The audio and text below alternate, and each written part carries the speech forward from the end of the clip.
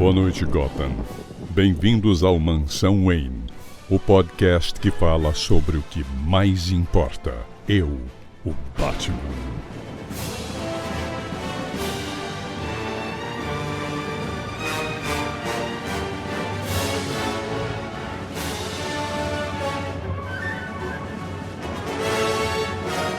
Boa noite, Gotham. Estamos começando mais um podcast Mansão Wayne. E acho que essa aqui é a primeira vez que a gente está traindo o movimento DC para falar de um personagem da Marvel. Mas tem uma boa explicação. Esse programa ele faz parte da trilogia do Frank Miller, que a gente falou lá no primeiro programa do ano que a gente ia fazer agora. Esse aqui é o segundo programa do Frank Miller, provavelmente o mais inesperado dos três. E para falar sobre a fase do Frank Miller no Demolidor, a gente trouxe uma convidada especial aqui, a Gabi Franco, lá do Minas Nerds. Tudo bom, Gabi? Olá, tudo bem? Eu não acho que seja tão fora do eixo assim falar do Demolidor, porque eu considero o Demolidor o Batman da Marvel. Olha aí. Temos também aqui a enciclopédia dos quadrinhos Leonardo Vicente. Boa noite, Gotham. E o Demolidor é um dos Batman da Marvel. E também, diretamente da Hora Suave, Roberto II. Eu consegui consertar meu fone, não tem nada a ver com o assunto, eu só tô feliz que eu consegui consertar agora, gente. Obrigado, é isso. Agora que nem o Demolidor, eu estou escutando tudo. Está com os sentidos mais aguçados. É, isso chama ressaca. O André não conseguiu participar hoje por motivos médicos, então eu mesmo me apresento. Olá, sou Carlos Vasquez, do EJT, e bem-vindos ao Mansão Wayne. E apesar do Roberto ter me emprestado todos os encadernados do Frank Miller, do Demolidor, esse mês foi uma loucura. De nada, inclusive. Muito obrigado, muito obrigado. Eu consegui ler parte deles, esse mês foi uma loucura. A gente tá gravando em junho, começo de junho. Aí era pra eu ter gravado esse podcast já faz umas 3 semanas. Mas aí teve aqueles bate-papo na Monstra, teve Comic Con Florianópolis e demais eventos que eu posso usar de desculpa aqui. Então não consegui ler tudo. Então hoje eu vou ficar mais de orelha aqui. E eu vou pedir pro Leonardo Vicente, que é a nossa enciclopédia, falar quando que começou o Frank Miller ali no Demolidor e como que foi isso, da onde que saiu isso? Bom, tava uma fase ruim pro Demolidor no fim dos anos 70.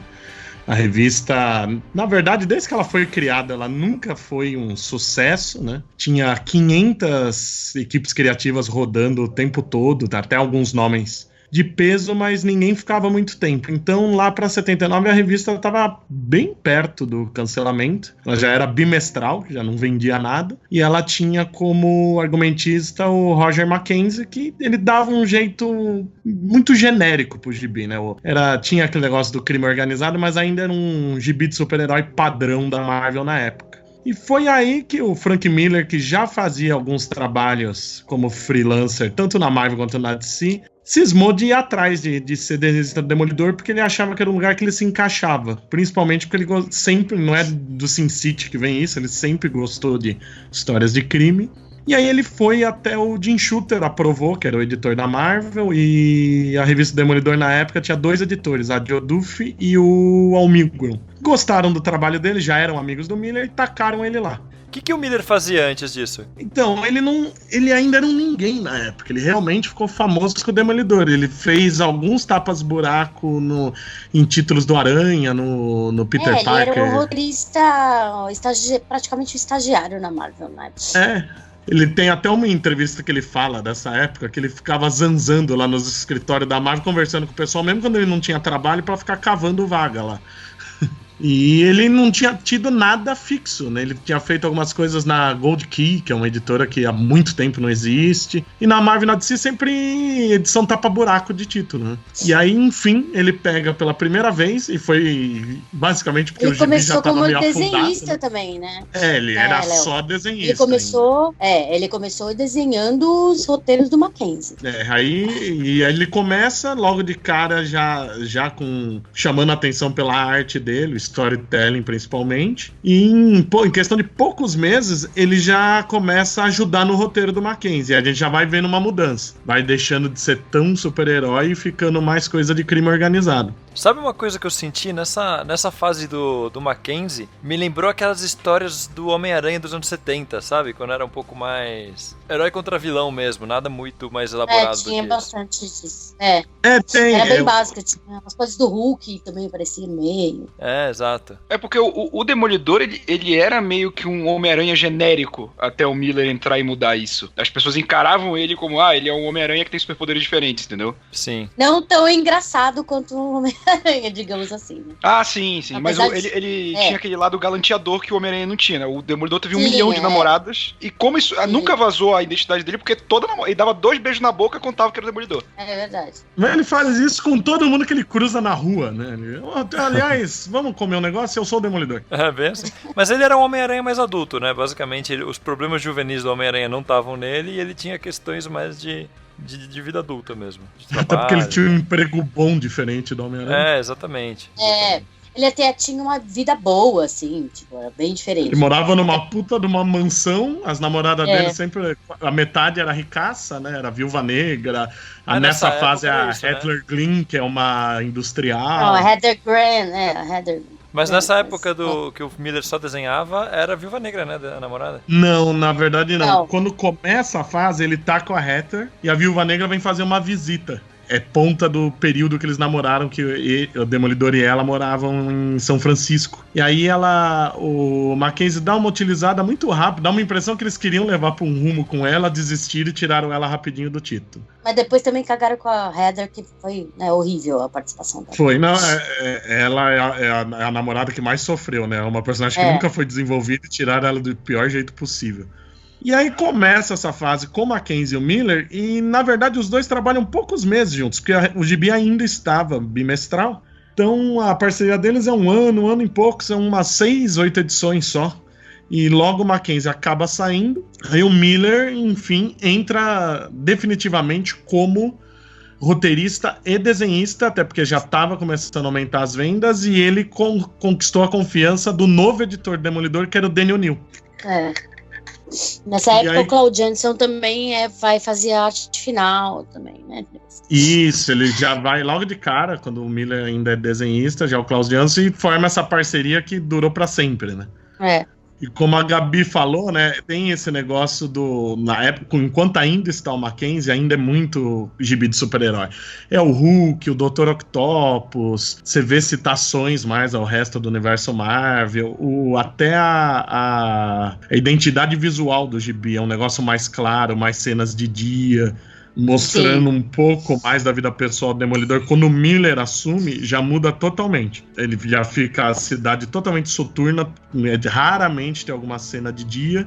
Parece que Nova York chove o tempo todo. Quando não chove, tá nevando. É aquela coisa Frank Miller de ser, né? E ele também aí que ele coloca uns plots também, os roteiros mais urbanos e mais envolvidos com crime organizado, máfia e os capangas todos aí. Exatamente. Aí, logo na primeira edição que o Miller tá no comando totalmente, ele já introduz a Elektra. Sim, isso já me chamou muita atenção. Já metendo o pé na porta. Eu consegui ler até o começo, assim, até essa saga, o começo da saga da Elektra. E a mudança é muito brusca, né, cara? Quando o Frank Miller passa a não só desenhar, como também roteirizar 100%, o nível do negócio sobe, muda o clima, muda tudo radicalmente já na primeira edição. Então, ele passa de um gibi todo mais claro e para criança quase para um gibi adulto, realmente, né? Porque ele introduz, por exemplo, uma pseudo-namorada que quer matar o cara. Então, assim, não é um plot para criança, né? E é uma época que não tinha muito isso, né? Não, e você fica imaginando, porque ele tem essa fixação dele com ninja. Imagina o inferno que devia ser ele quando tava desenhando, que a galera, aquela época que a Marvel, todo mundo trabalhava no mesmo escritório, e porra, põe os ninjas aí, rapaz, bota o ninja aí. Não, pô, botar aqui o Homem-Aranha, não. Né? Bota o ninja aí pra dar uma facada no Homem-Aranha, porra, Demolidor se vinga aí. Ele deve ficar enchendo o saco, até que ele, agora que eu assumi, eu vou colocar ninja em tudo. Em tudo. Tanto é que eu assisti o último John Wick lá com o Keanu Reeves e eu falei, gente, esse filme deve ter sido escrito pelo Frank Miller, não é possível. Tem muito ninja ali, tem cenas totalmente Frank Millerianas ali no meio, tipo o cara andando de cavalo no meio da cidade com um monte de ninja correndo atrás dele. Eu falei, gente, aquilo é Frank Miller, total. Ele conseguiu misturar Cavaleiro das Trevas e Demolidor, hein? É. E a parte da Cozinha do Inferno? A parte da Cozinha do Inferno. Foi ele que introduziu o bairro ser apresentado dessa forma? Já existia isso de antes? Como que foi isso? Foi o Miller, mas é interessante, porque o Miller ele não fica falando que é a Cozinha do Inferno, ele tá falando só de Nova York como um todo. Diferente de quem veio depois, que ficava prendendo o Demolidor só na Cozinha do Inferno, eles sempre estão falando de Nova York, só que fica essa cara soturna, que nenhum gibi da época tinha, né? O Aranha era o cara de Nova York, mas sempre colorido e tal. E que depois até virou meio frequente em outros personagens, né? Mais pra frente, na própria década de 80, o Jusceiro utiliza isso, nos 90 o Motoqueiro Fantasma, mas é o Miller que cria essa atmosfera no ar, né, em Nova York. O que o Miller faz é trazer a Nova York mesmo, né? Porque Nova York até a década de 80, 90, ela era cheia de crime, ela não era uma cidade necessariamente segura. Só que aí, como o Vicente falou, né? Enquanto o Manhattan tava ali sol e tal, tudo bonitinho, colorido, o Demolidor é sombrio. Pode-se dizer que Nova York vivia muito daquilo, mas como o Demolidor era o único fazendo aquilo, aí, então é a área do Demolidor. E como a área dele era a Cozinha do Inferno, fica meio que na cabeça de quem lê que aquilo ali só se remete à Cozinha do Inferno. É muito louco, Nova York assim, porque... de Taxi Driver. Falando em termos geográficos, assim, de Hell's Kitchen em Nova York, ela não é um bairro longínquo, não é um bairro quase central.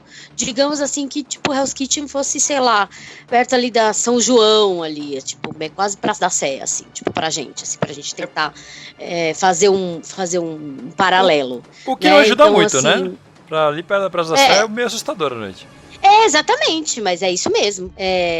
Mesmo Harlem, por exemplo, não é tão longe também, né? Mas Hell's Kitchen era um bairro, agora não é mais tanto, porque foi revitalizado, mas na época, nos anos 80, ele era um bairro muito, muito, muito pesado, assim, que foi meio que esquecido pela prefeitura e apesar de estar perto do Rio Hudson, tá perto da Times Square praticamente, assim. Então, assim, era bem a criminalidade era bem alta naquela época. E hoje em dia foi revitalizado, né? Tem até outro nome. A gente tava conversando isso outro dia, Gabi. Qual era o nome mesmo?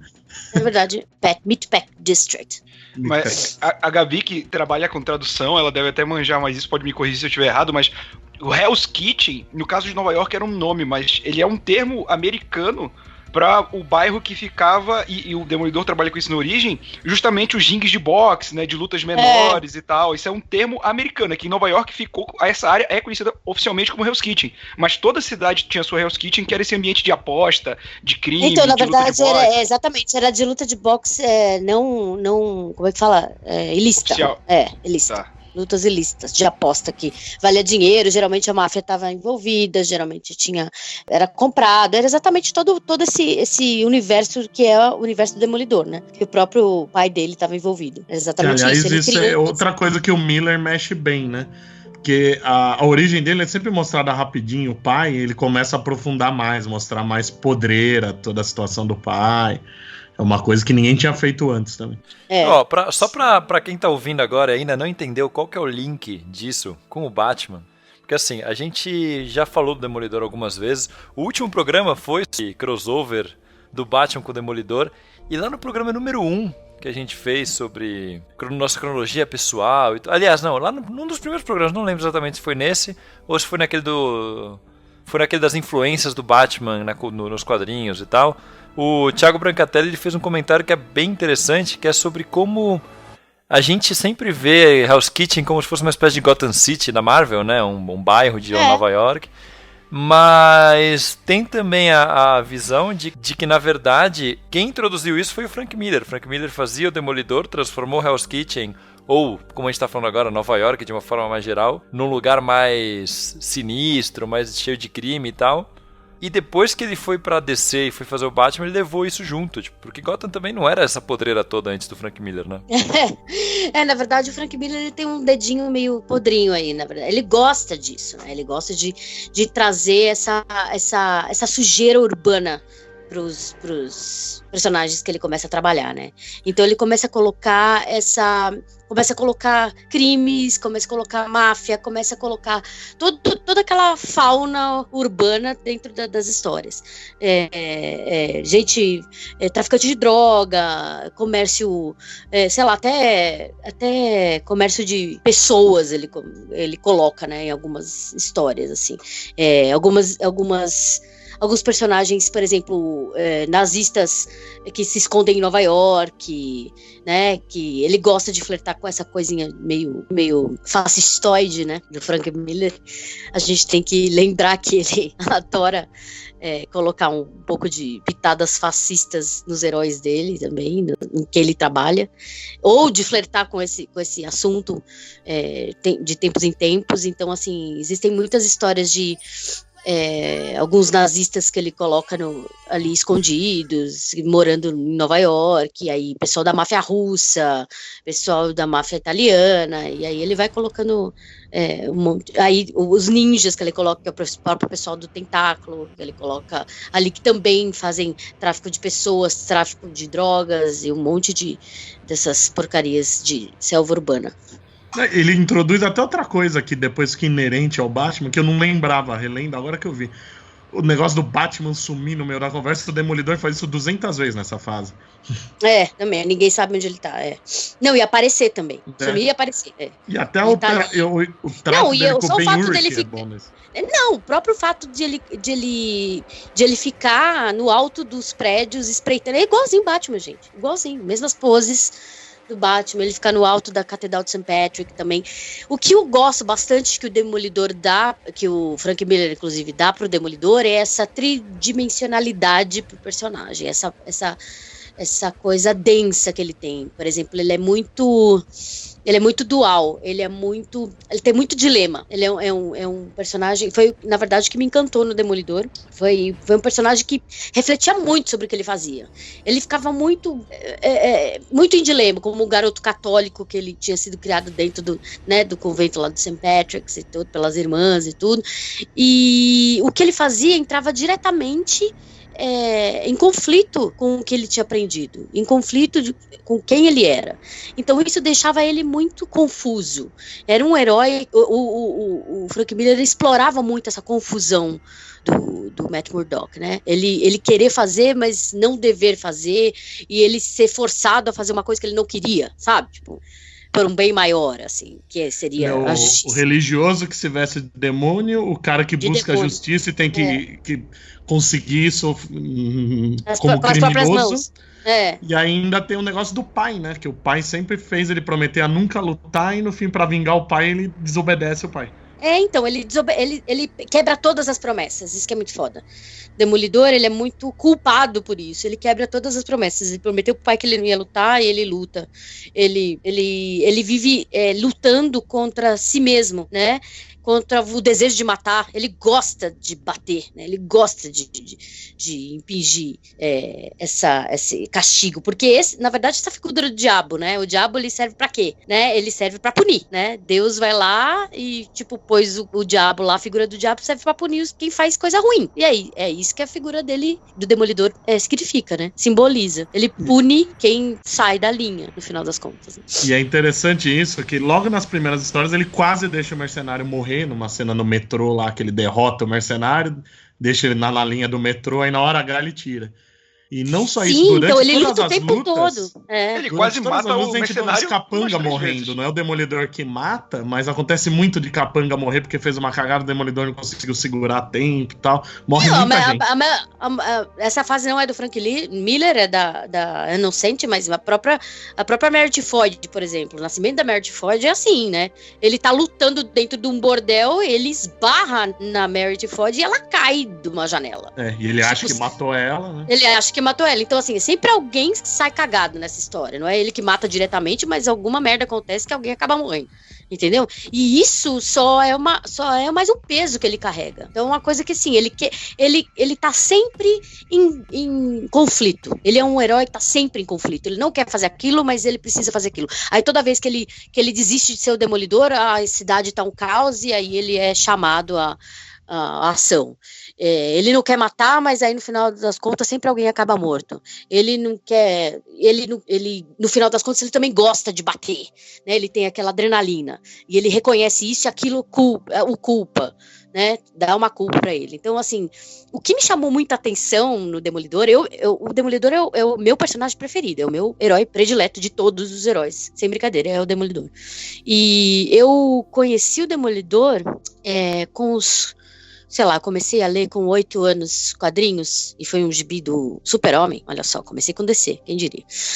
Mas Começou logo bem. logo me livrei dessa maldição e fui pra Marvel, enfim. Tá. E aí eu comecei a ler Marvel e, se eu não me engano, eu já era mais velha quando eu comecei a ler Demolidor, eu já devia ter uns 10 anos. E meus pais são religiosos, né? Meus pais adotivos são religiosos, meu pai é pastor.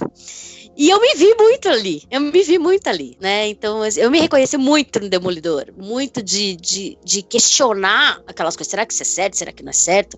Hoje em dia eu já tô totalmente perdida nas mãos de Satanás, né? Já abri mão de toda total religião.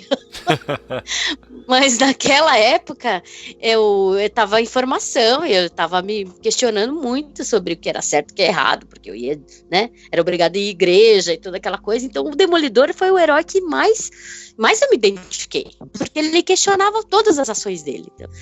Então isso o Miller deu um peso muito grande para ele. Ele começou a ficar deprê, né? Isso que a gente fala que a fase do Michael Bendis deixou o Demolidor completamente deprê. Ele começou a ficar deprê, a marca dele ser deprê, ser esse dramático, foi com o Miller. O Miller começou tudo isso.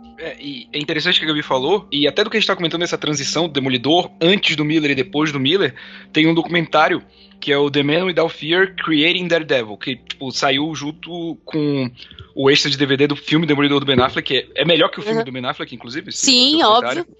Não precisa ser muito, não precisa fazer muita coisa pra ser melhor que o filme do Ben Affleck.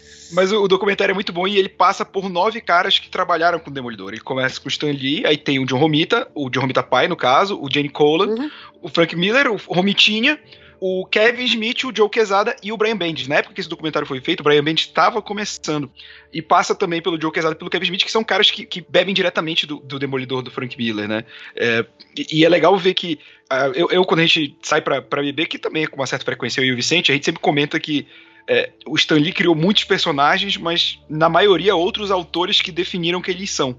No caso do Demolidor foi o Miller, né? Foi o E Miller. Tudo que vem depois, tanto que as fases boas que a gente lembra, se você pegar depois do Miller, tipo, o próprio Homem Sem Medo que é dele, aí vem a fase da Inocente, vem o do Kevin Smith, o do Bendis, sabe? Tudo, se você colocar numa linha cronológica, você pode ignorar todo o resto, porque o que segue é o trabalho do Miller. A galera tende a seguir esse trabalho, eu acho bem legal. Sim, porque realmente ele deu essa tridimensionalidade pro personagem. Ele deu essa profundidade para ele. Ele não tinha até então, como a gente estava falando antes, na fase do Mackenzie, ele era um herói raso, como qualquer um, era um filler praticamente, né? Tanto é que a revista estava indo de mal a pior. Foi quando o Miller assumiu que ele colocou todo um mundo, ele criou um universo do Demolidor, tanto é que hoje a gente vê isso na série, por exemplo, que é Nevia, né? Enfim, na série que é totalmente bem retratada. A série é a fase do Miller, aquela série. É verdade, tudo é dela, né? A gente vê a Elektra, o Mercenário, o Tentáculo, o Rei, o Stick, tudo. O Ben Urich. A própria Hell's Kitchen tá sempre de noite, são aquelas... tem algumas coisas da fase do Bendis também, bastante, né? No conflito dentro dos presídios e tal, tem bastante coisa da fase do Bendis, mas ela é galgada na fase do Frank Miller, porque o Demolidor ganhou notoriedade com o Frank Miller, ganhou essa densidade com o Miller, não tem o que falar, isso é inegável. É basicamente a fórmula, né? Desde então, toda a fase boa é muito parecida, com exceção da do Mark Waid. O resto, o Bendis, o Brubaker, a Inocente ainda começa diferente, depois ele tem uma nova queda e tal, mas no geral todo mundo recicla isso. Mas na verdade o Mark Waid, assim, eu não tenho nem como achar ruim que o Mark Waid fez, né? Porque na verdade ele renova o Demolidor, ele dá a chance dele ser feliz, né? Porque que ele merecia, né? Depois de tanta porrada que ele levou. Mas, mesmo assim, aquela coisa do canon do que o Miller criou, não sai. Fica ali, tá cristalizado no personagem. Não sai. Mesmo o Mark Waid querendo fazer alguma coisa nova, ainda é o Demolidor que a gente conhece e é do Miller. Aí ele saiu e voltaram pra isso. Até porque não teve uma outra origem. Não teve uma outra. Essa é uma das coisas boas dele ser o meu herói predileto. Não teve uma outra origem pra ele.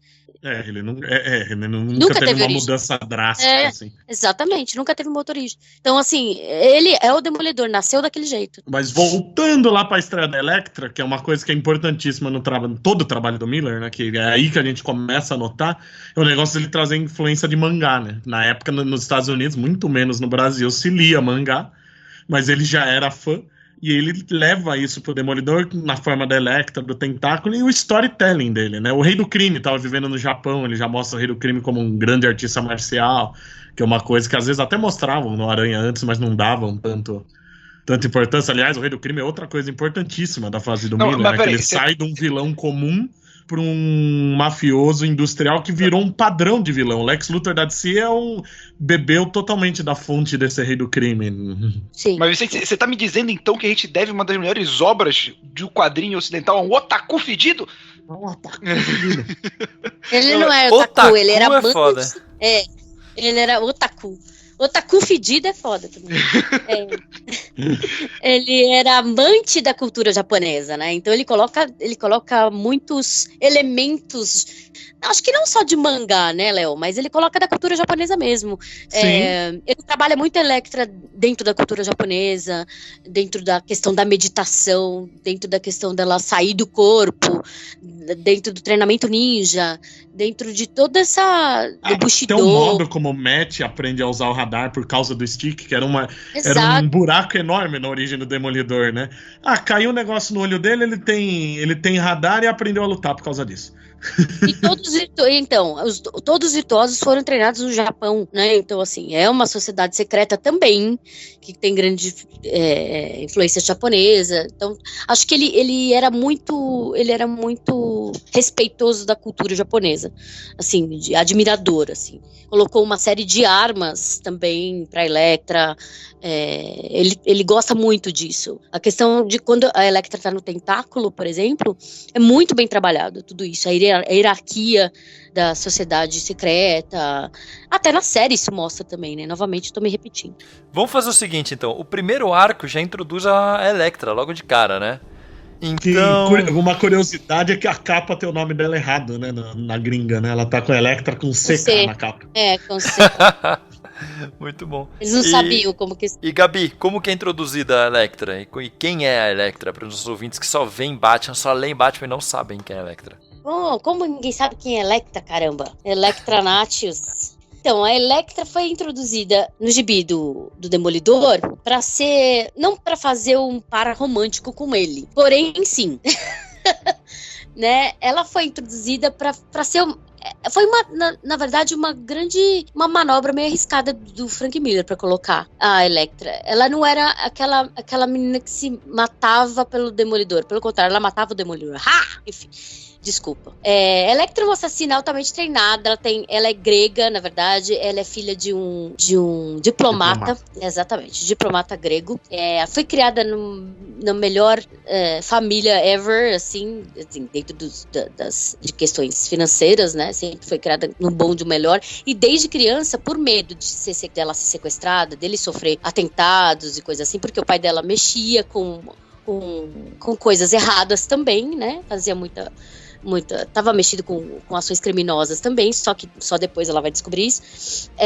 O pai dela ensina artes marciais pra ela, desde criancinha, né? Então o que acontece? Ela é contratada, logo no primeira história, ela é contratada pelo Rei do Crime pra matar o Demolidor, né? Então ela é uma assassina, é uma mercenária.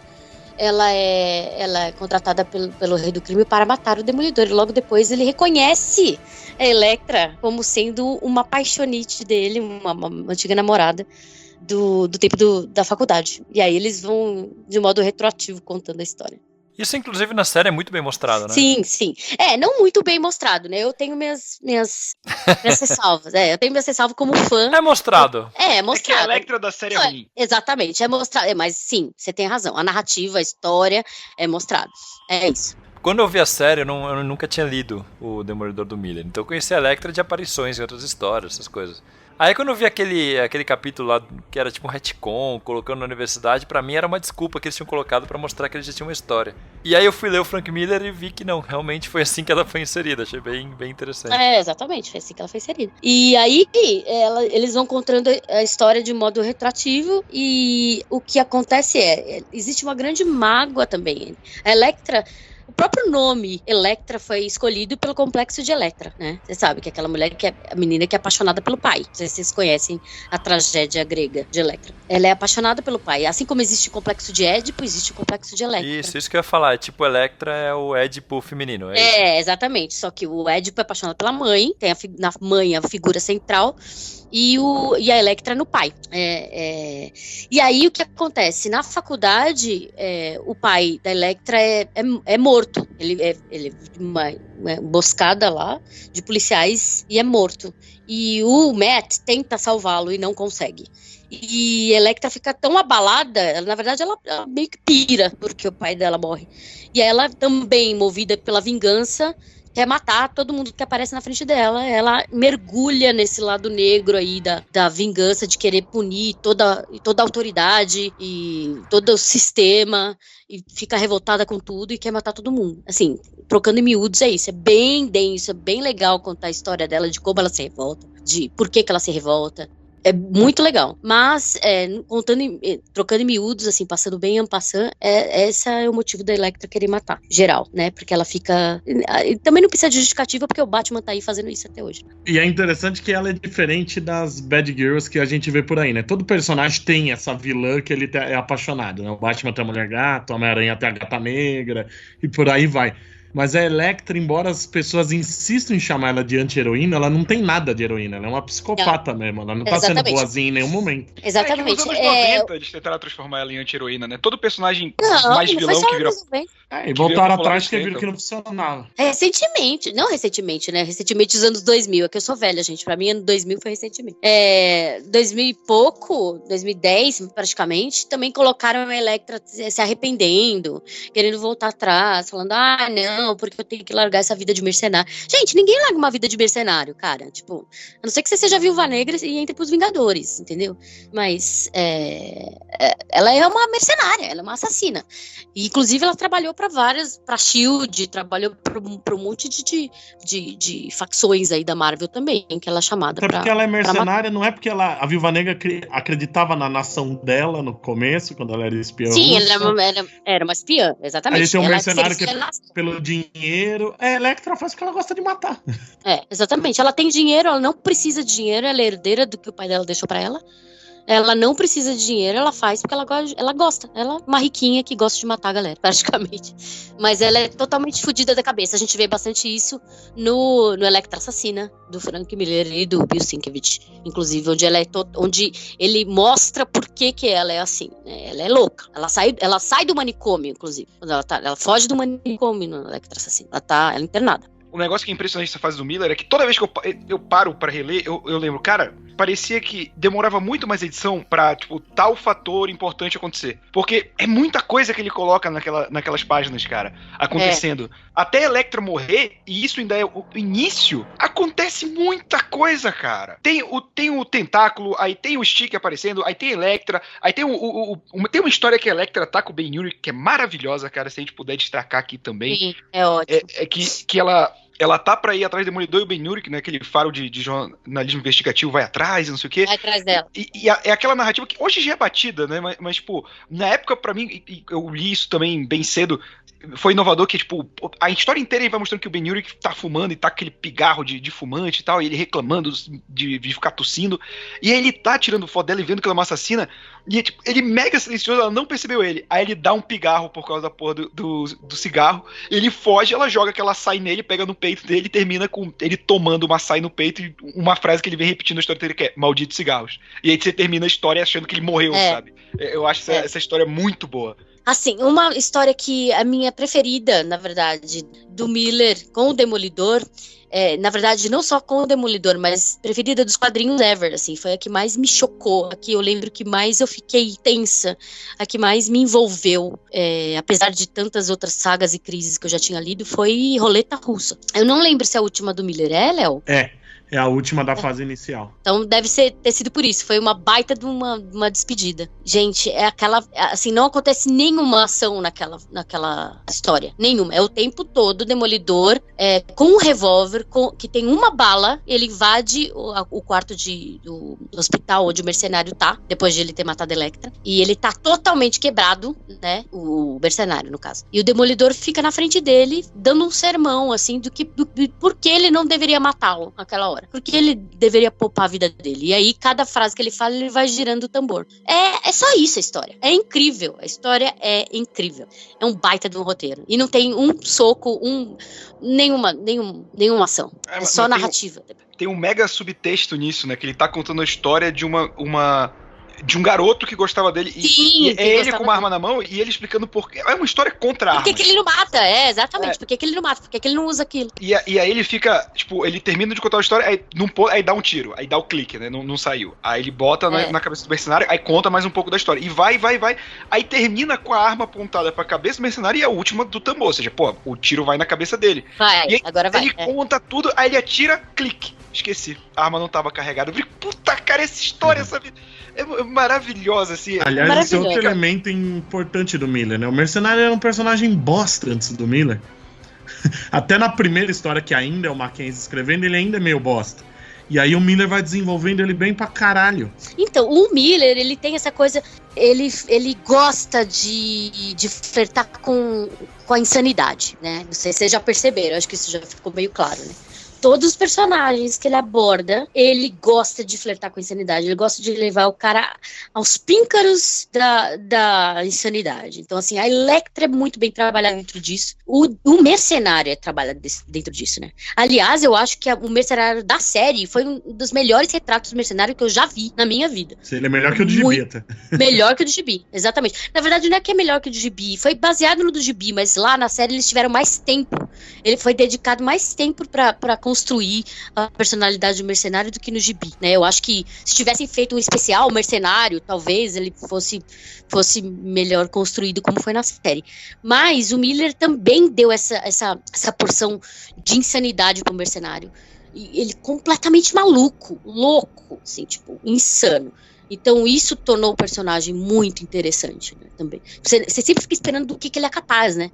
Sempre fica esperando do que ele é capaz. Ele e a Elektra, os dois. Então, assim, quando os dois lutam, é muito legal, porque eram só os loucos mesmo, assim. Você ficava com a respiração presa, né? Falando o que eles vão fazer agora. A morte da Elektra foi uma coisa extremamente impactante pra mim. Eu não acreditava naquilo, não acreditava. Eu acho que eu li a história umas 5 vezes, assim, 5 vezes, sem brincadeira. E eu não acreditava. Até hoje eu não sei como isso foi publicado sem ser censurado na época. Sim, e tinha muito sangue, né, Léo? Foi uma coisa muito violenta. E muito sangue escorrendo da garganta dela. Normalmente. Exatamente, ela se arrastando até a casa do Matt, assim, tipo, sangrando. Gente, que loucura, assim, nos quadros, assim, só mostrando ela se arrastando e o sangue, assim, nos quadros. É puro Frank Miller isso daí. Muito essa história que o mercenário mata a Elektra, né? Aquela cena famosa dele pendurado nele, praticamente, né? Com o punho, assim. Isso é engraçado porque a editora Abril tinha aquela coisa de perder as artes originais que eles usavam, né? E eu tive um professor que ele trabalhou na Abril Jovem, ele conta que foi ele que desenhou essas páginas na editora Abril. Nossa, que legal! Né? E recentemente eu vi um outro cara comentando que conhecia um cara que tinha desenhado essas páginas, aí eu falei, qual que é o nome? Aí ele falou, era o mesmo cara, né, o Laurindo Munhoz. Um abraço, Laurindo, se estiver ouvindo a gente. Isso é recorrente, era recorrente realmente na editora Abril, porque meu pai desenhava Conan também, tipo, desenhou várias páginas. Então. O pessoal perdia e pedia pra... Ele falou ali, ó, que o cara ficou lá 3 meses fazendo, eu tive que fazer em 3 noites. Nossa. Não, e a gente tava falando da história da roleta russa, que é uma das melhores, eu concordo com a Gabi, pra mim é a mais impactante desse run do Miller inteiro, e o que não falta são edições impactantes dessa do Miller, e é curioso que a gente falou, a parceria dele com o Klaus Jensen, Mas essa história específica, acho que tá bem diferente, porque ela é finalizada pelo Terry Austin, que fez muito X-Men na época. E tá com um traço bem mais de Ashura e tal, tá bem maneiro. Tá totalmente gibi, né? Então um traço bem clássico de HQ, assim. Tá bem legal. Que era diferente da do Miller e Jensen. E a gente falou do Ben-Urich antes, essa fase também tem outra coisa importante. O Ben-Urich já existia, mas era um personagem raso também. E aí, ainda no período que é o Mackenzie escrevendo, eles desenvolvem do Ben descobrir a identidade do Matt, né? Que é uma coisa que nunca mais parou de ser usada, né? Eles são amigões, o Ben... A primeira vez que a identidade do Demolidor fica pública é porque a assistente do Ben pegou os arquivos dele. Por que ele guardou esses arquivos nunca se sabe, mas é um negócio bem interessante isso. O repórter que descobriu, né? A coisa que a gente sempre quer ver, o comissário Gordon sabia do Batman, o Perry White, o do Superman... O Jameson, a do Aranha, embora agora saiba. E foi uma coisa bem inovadora pra época. O Roberto até comentou, as namoradas do Demolidor sempre sabem mesmo, né? Não tem jeito. Se teve um segundo encontro, é quando ele conta que é o Demolidor. O Ben descobrir foi um negócio que foi muito diferente do que acontecia na época. Não tinha isso. E mesmo depois, é difícil você ter um personagem na posição do Ben, sabendo. Normalmente é outro herói, ou a namorada, ou algum parente. O Ben é um repórter mesmo que preferiu não publicar a matéria e continuou ajudando o Demolidor pra sempre. Isso é muito legal. Isso foi muito, muito legal. O Ben Urich foi também muito... determinante pra mim, até pra eu escolher ser jornalista, se vocês querem saber, né? Eu gostava... Primeiro, assim, o Clark também, o Super-Homem, tinha grandes exemplos de jornalistas nos quadrinhos, mas o Ben Urich, ele era pra mim, ele era muito ético. E ele era fiel ao Demolidor, né? Então, assim, ele escolheu proteger o amigo, apesar de tudo. E assim, queira ou não, na cabeça dele, tava fazendo um bem pra cidade. Então não tinha porquê ele publicar a matéria e nem desmascarar o Demolidor. Voltando para Elektra, isso também, assim, a questão do amor, né, entre ela e o Matt, também é uma das questões que entra no dilema do Demolidor. Porque o Matt é apaixonado pela Elektra e ela é tudo que ele mais abomina, né? Ela é uma pessoa que mata sem escrúpulos, ela mata porque ela gosta, ela não tá nem aí, e ele é a justiça e ela é o crime. Assim, vamos pensar assim. E ele é apaixonado por ela. Isso é uma coisa muito, assim, poética de se pensar. Que tudo que você mais ama é o que você mais abomina, né? E isso também uma coisa meio mulher-gato? Também. Mas também, mais... Mas a mulher-gato ainda tem... é maior entre um e outro, né? Exatamente. Sim. A mulher-gato ainda não era tão a mulher-gato é uma ladra, né? Ela não é uma assassina. Exatamente, uma ladra, exatamente. É uma ladra, mas assim... os outros quando pode ainda, tem épocas que ela é heroína mesmo. Sim, trabalha do lado do Batman. Eu tava falando daquela entrevista que eu li do Miller, ele fala que o Demolidor é a justiça e a Elektra é o puro caos. É o caos, é isso que eu falo, eu lembro dessa entrevista. E é justamente isso na série também mostra essa dicotomia, essa coisa de ele querer seguir o coração dele e ficar com ela e ao mesmo tempo não ficar. Então, assim, essa tensão entre os dois é eterna. Então, assim, ele pode casar 5.000 vezes, ele casa nos quadrinhos, ele tem 1.000 namorados, ele isso, ele aquilo, blá, blá. A Elektra aparece na vida dele, caga tudo, caga. Sabe aquela namorada que aparece na sua vida e você fala, fudeu, não dá. Ela aparece e tudo sai da ordem. Porque é exatamente esse o papel da Elektra na vida dele. Ela é o caos na vida dele. Ela tira tudo que tá encaixado, que ele tá começando a organizar, ela chega e bagunça tudo, né? Então, e isso também é uma coisa que deixa ele culpado. Então, assim, ele se livrar da Elektra é um grande passo, assim, e é um puta de um relacionamento abusivo dos dois, né? Vamos convenhamos. Sim, com certeza. E é engraçado que essa relação do Demolidor, não só com a Elektra, e acho que justamente pra gente poder falar da fase do Frank Miller, é uma questão que muito mais fácil do que a gente analisar por arco, né, como o Carlos pediu, eu acho que a gente pode analisar por os obstáculos do Matt. Então, durante a fase do Miller, eu acho que é Elektra, Mercenário, e o que vai conduzir durante todo o run dele, e eu acho que deveria até a gente falar mais por último, né, depois que a gente sair da Elektra e ir pro Mercenário, e o último deveria ser o Rei do Crime, que no fundo tudo isso acontece por conta dessa rixa com o Rei do Crime, que o Frank Miller escreve muito bem. Com a Elektra, é o primeiro impacto, né? Sim, e tem, no documentário que eu falei, é engraçado que o Frank Miller, ele chegou pro editor na época e falou, então, eu quero usar o Rei do Crime como vilão do Demolidor. Aí os caras olharam assim, o Rei do Crime?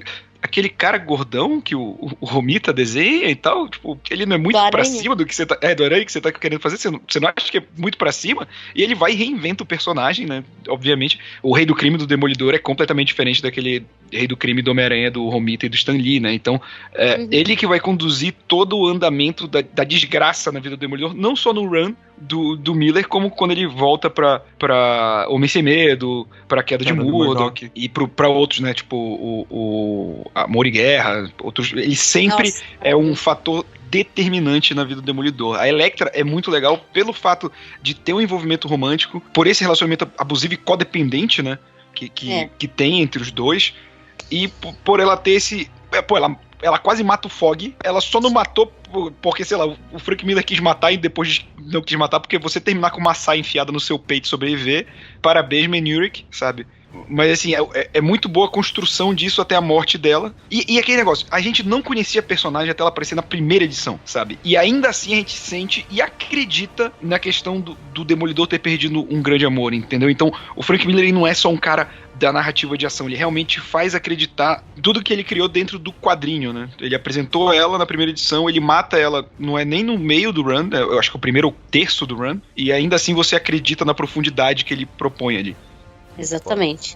Eu costumo falar que o Frank Miller, assim, são duas pessoas que me fazem acreditar no que eu tô lendo. Na verdade, 3. Frank Miller, Alan Moore e Mark Waid me fazem mergulhar na história. Mergulhar mesmo. Eu acredito naquilo, assim. Se o cara, num primeiro quadrinho, falar eu sou o rei do mundo, no segundo quadrinho ele falar matar esse rei do mundo, eu vou chorar, sabe? Tipo, porque é imersiva, é uma narrativa imersiva, uma narrativa que te envolve tanto que você realmente tá dentro da história. Esses 3 pra mim são imbatíveis, Frank Miller, Alan Moore e o Mark Waid. Tem um outro elemento no Demolidor do Miller que sempre passa despercebido porque ele trabalha tão bem o negócio do Rei, Elektra e Mercenário que a gente esquece. Quem cria a rixa do Demolidor com o Justiceiro é o Miller.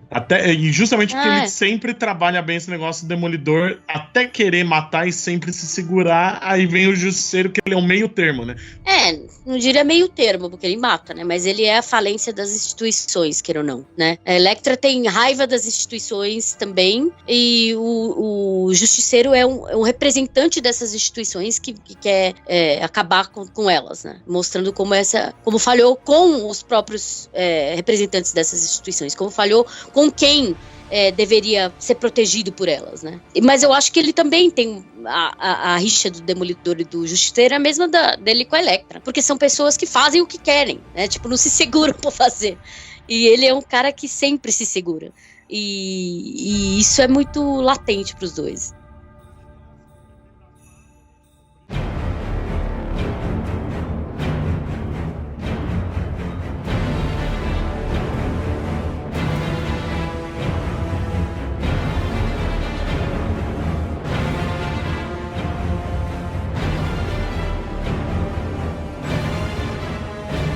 Vocês comentaram antes que a Elektra era importante, mas que também o Mercenário e o Rei do Crime eram bem importantes.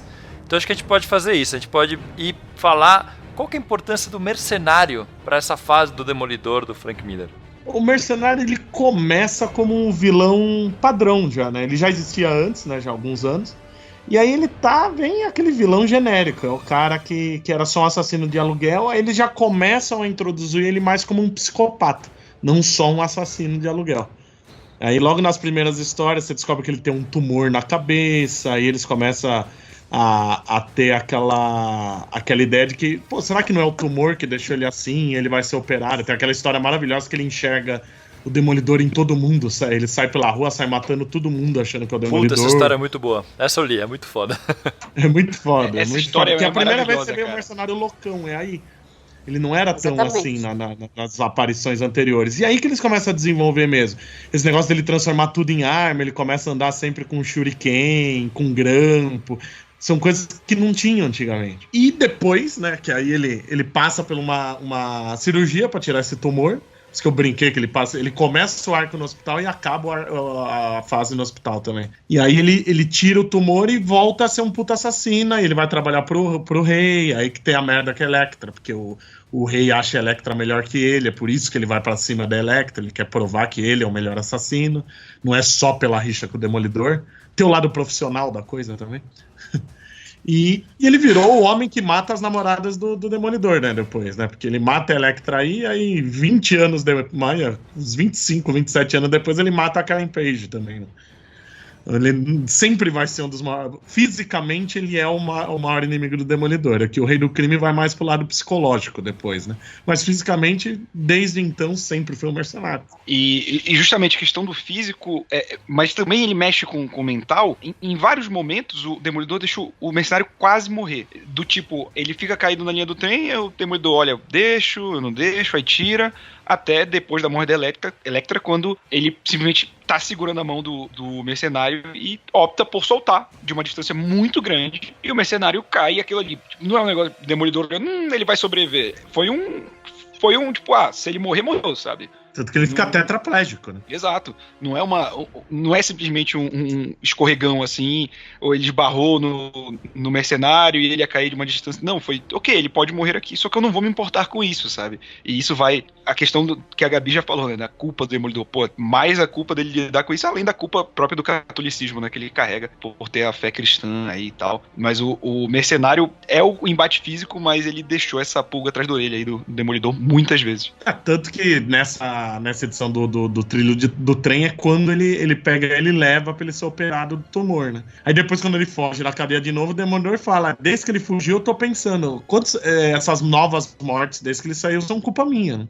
Sim, ele se culpa sempre. Eu acho que a gente já pode passar pro Rei do Crime, né? Eu acho que é um personagem incrível e também determinante pro Demolidor, assim. E que foi magistralmente retratado na série, assim. Puta, o Rei do Crime na série tá muito bom, e ele tá muito bom também no Aranhaverso, né? Na animação do Aranhaverso. Também, Que mas, o visual vem série... do Amor e Guerra, né? Do Amor e Guerra. E a última temporada é do Amor e Guerra também, praticamente. Né? Meio que lida com queda de Murdock, tem um pouco do Amor e Guerra também, tem um pouco de elementos de várias graphic novels ali, de várias histórias. Tudo Frank Miller, mas tem, né? Tudo Frank Miller. Não, tem Bendis também, um pouquinho de Bendis, mas se concentra principalmente no Frank Miller. A última temporada é queda de Murdock e Amor e Guerra, porque mostra a questão do Rei do Crime vulnerável, mostra a vulnerabilidade do Rei do Crime que tá na Vanessa. Aí o Rei entra justamente porque precisava num grande vilão, aí o Miller até brinca que na época a principal preocupação fazendo o Demolidor era como driblar a censura e como roubar o maior número possível de inimigos do Homem-Aranha, né? Porque lá no começo ele usa o Dr. Octopus também no arco. Verdade. Mas aí... é bem no comecinho, ele ainda nem tinha galgado nem era ele escrever ainda, né? E é uma das histórias mais fraquinhas, na verdade. Mas o rei que a gente conhece não é o do Aranha, o rei que a gente conhece é o do Demolidor, não tem jeito. É o cara maquiavélico, o cara que controla, não é só... No Aranha tinha...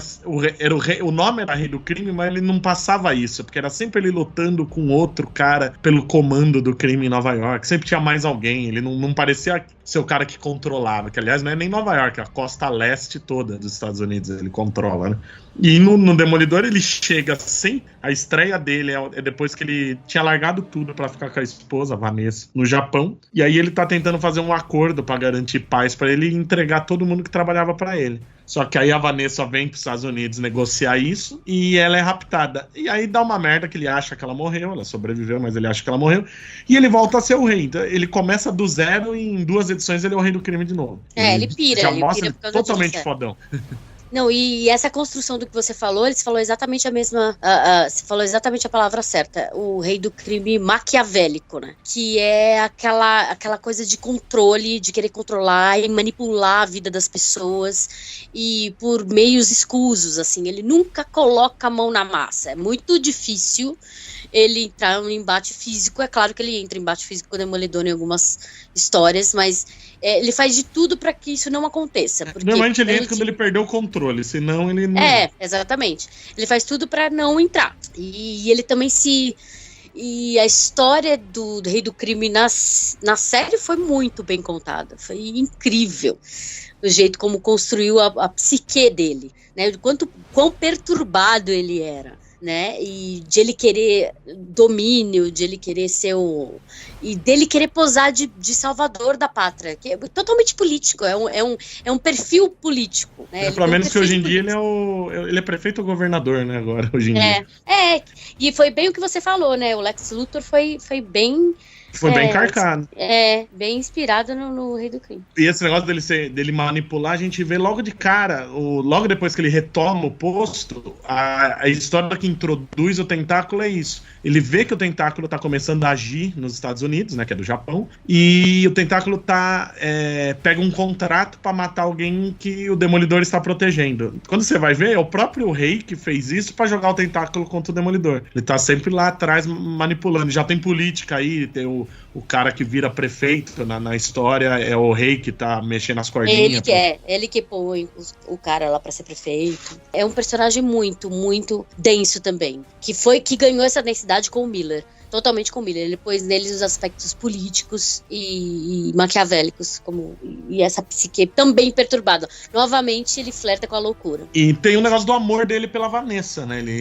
Ele começa isso com ele tendo largado tudo, aí dá toda a merda, ele acha que ela morreu. O Demolidor acha ela viva, é justamente nesse arco do prefeito. O cara foi eleito. Tava tendo uma investigação do Ben-Hur que mostrava que ele tinha coisa com criminoso, foi quando ele quase morre na mão da Elektra e tal, e ele desiste da investigação por causa disso. Aí o cara é eleito, aí o Demolidor chega, joga a aliança da Vanessa na mesa dele, eu tô com a Vanessa, o que você quer? Aí ele pede pro prefeito deixar, ele tinha conseguido tudo, ele manda o prefeito confessar tudo, e sair do cargo pra ele ter a Vanessa de volta. E com a Vanessa tem pra mim, uma das histórias mais impactantes também, que é quando eles pensam que ela morreu e ela fica lá com... Não são uns Morlocks exatamente, mas são uns mendigos... Tem um que parece o próprio Rei do Crime zumbi ali, né? Uma simulação do que o Miller viria fazer no 300, né, do oráculo, dos caras cheios de pústula na pele e tal, um negócio bem, bem nojentão. E aí quem salva ela é a Vanessa, e eu gosto muito desse lado que o Rei do Crime, ele é um vilão que tem uma honra meio deturpada, uma honra de criminoso com o Demolidor, né? Então quando o Demolidor salva a Vanessa, cria-se uma trégua com o Rei do Crime, que eu acho muito legal. O Rei do Crime é francamente também inspirado no Poderoso Chefão. Não vamos esquecer disso, tá?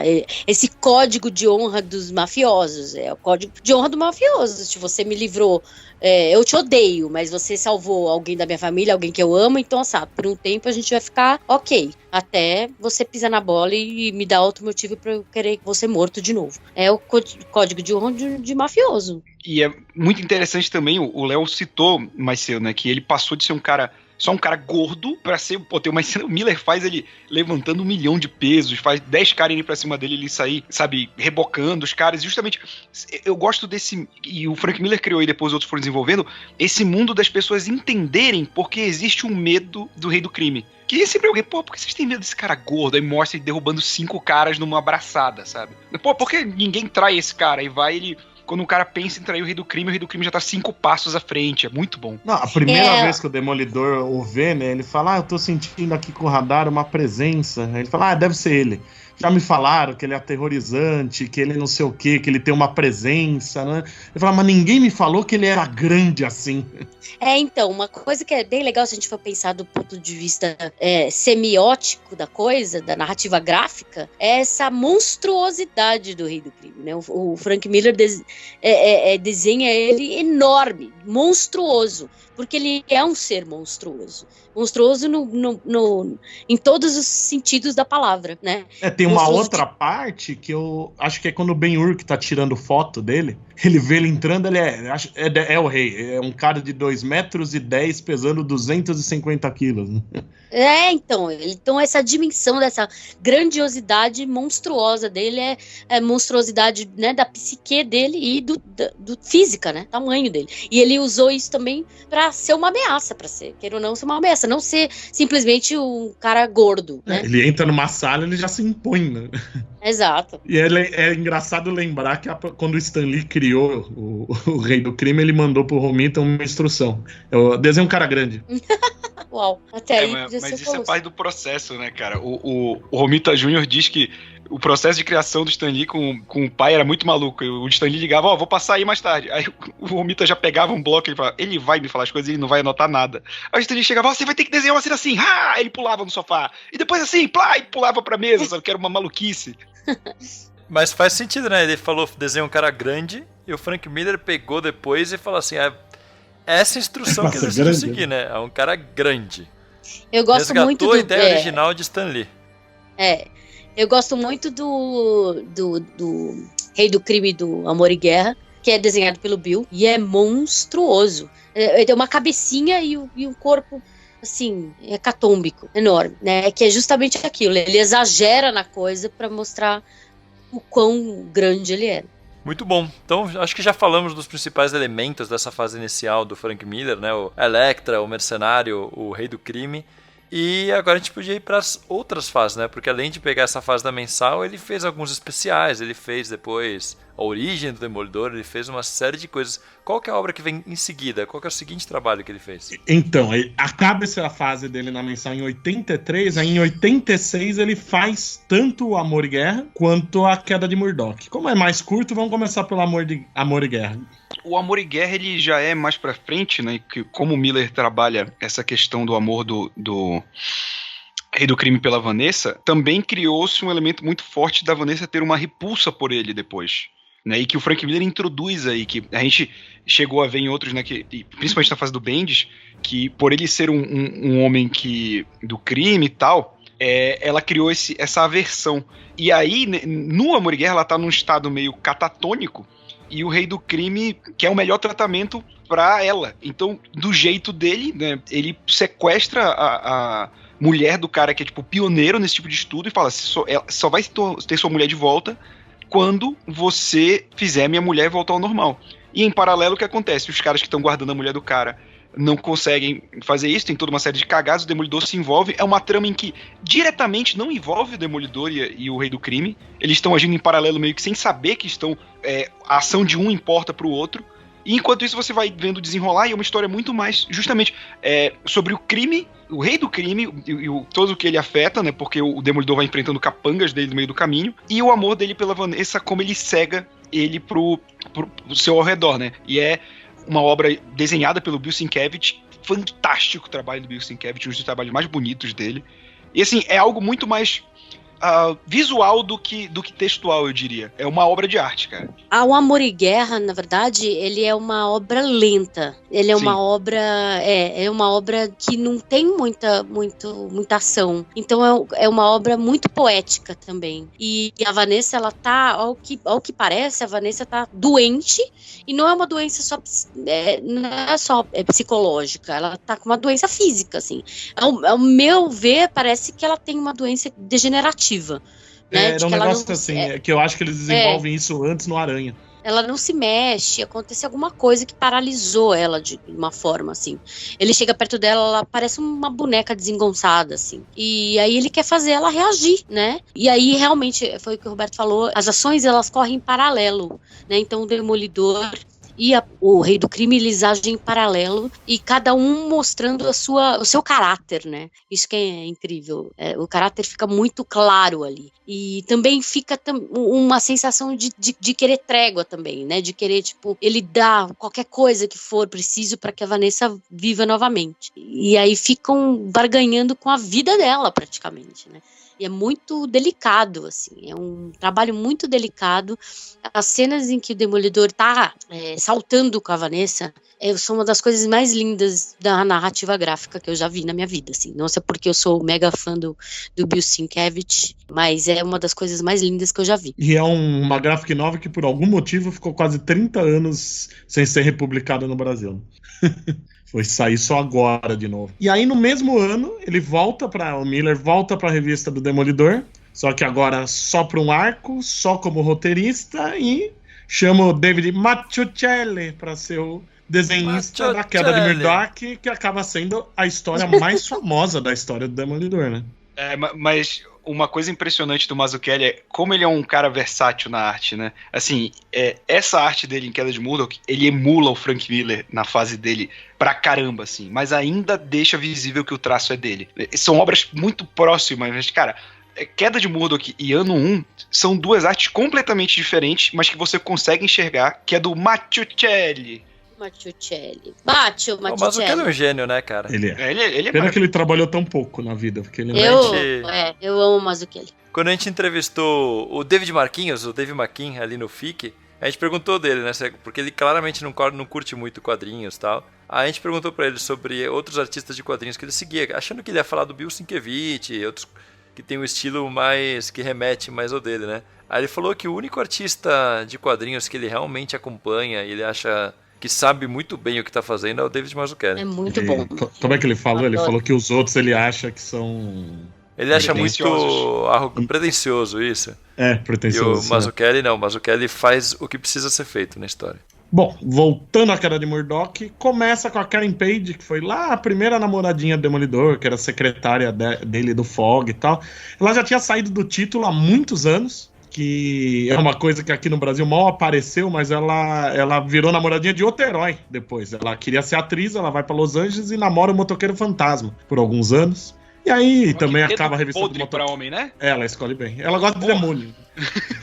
Aí ela acaba indo pra Los Angeles, é uma atriz que nunca deslancha e tal, e acaba a revista do Motoqueiro, a gente nunca mais a vê. E quando começa esse arco, você vê que ela caiu nas drogas, virou atriz pornô, tudo. E aí, por uma dose, ela vende a identidade secreta do Demolidor. Isso vai passando de boca em boca até chegar no Rei do Crime. E aí que fode Coisa tudo. do diabo, né? Coisa do Oi? diabo aí, ó. Eles mexem com o diabo, que ficar com o diabo, ser namorada do diabo, é isso que dá. É isso que dá.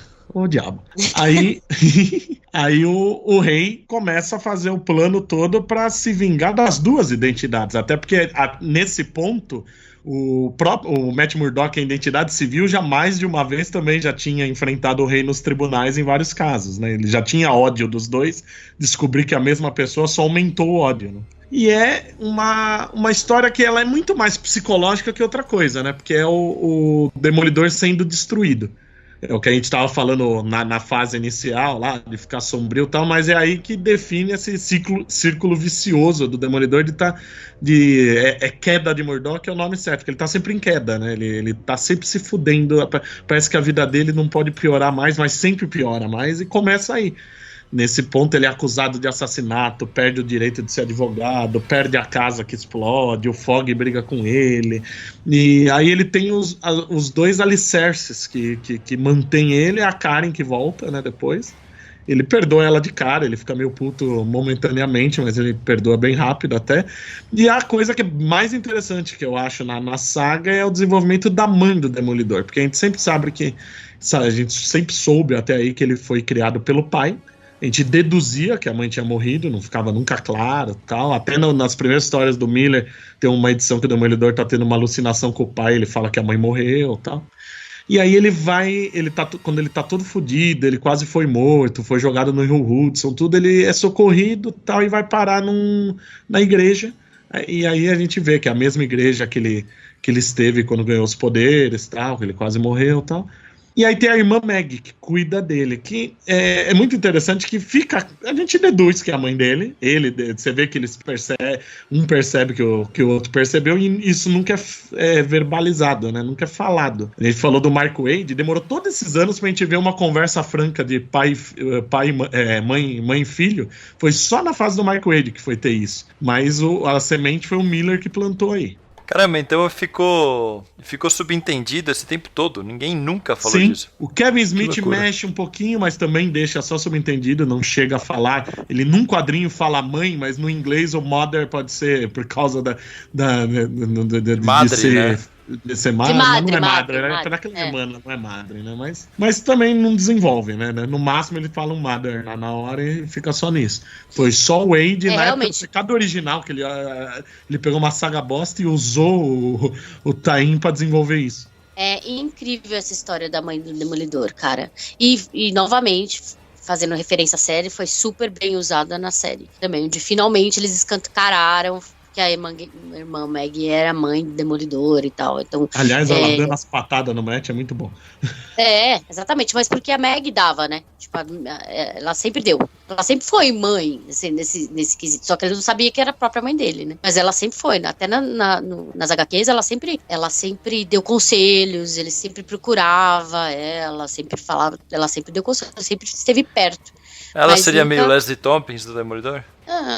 Menos presente.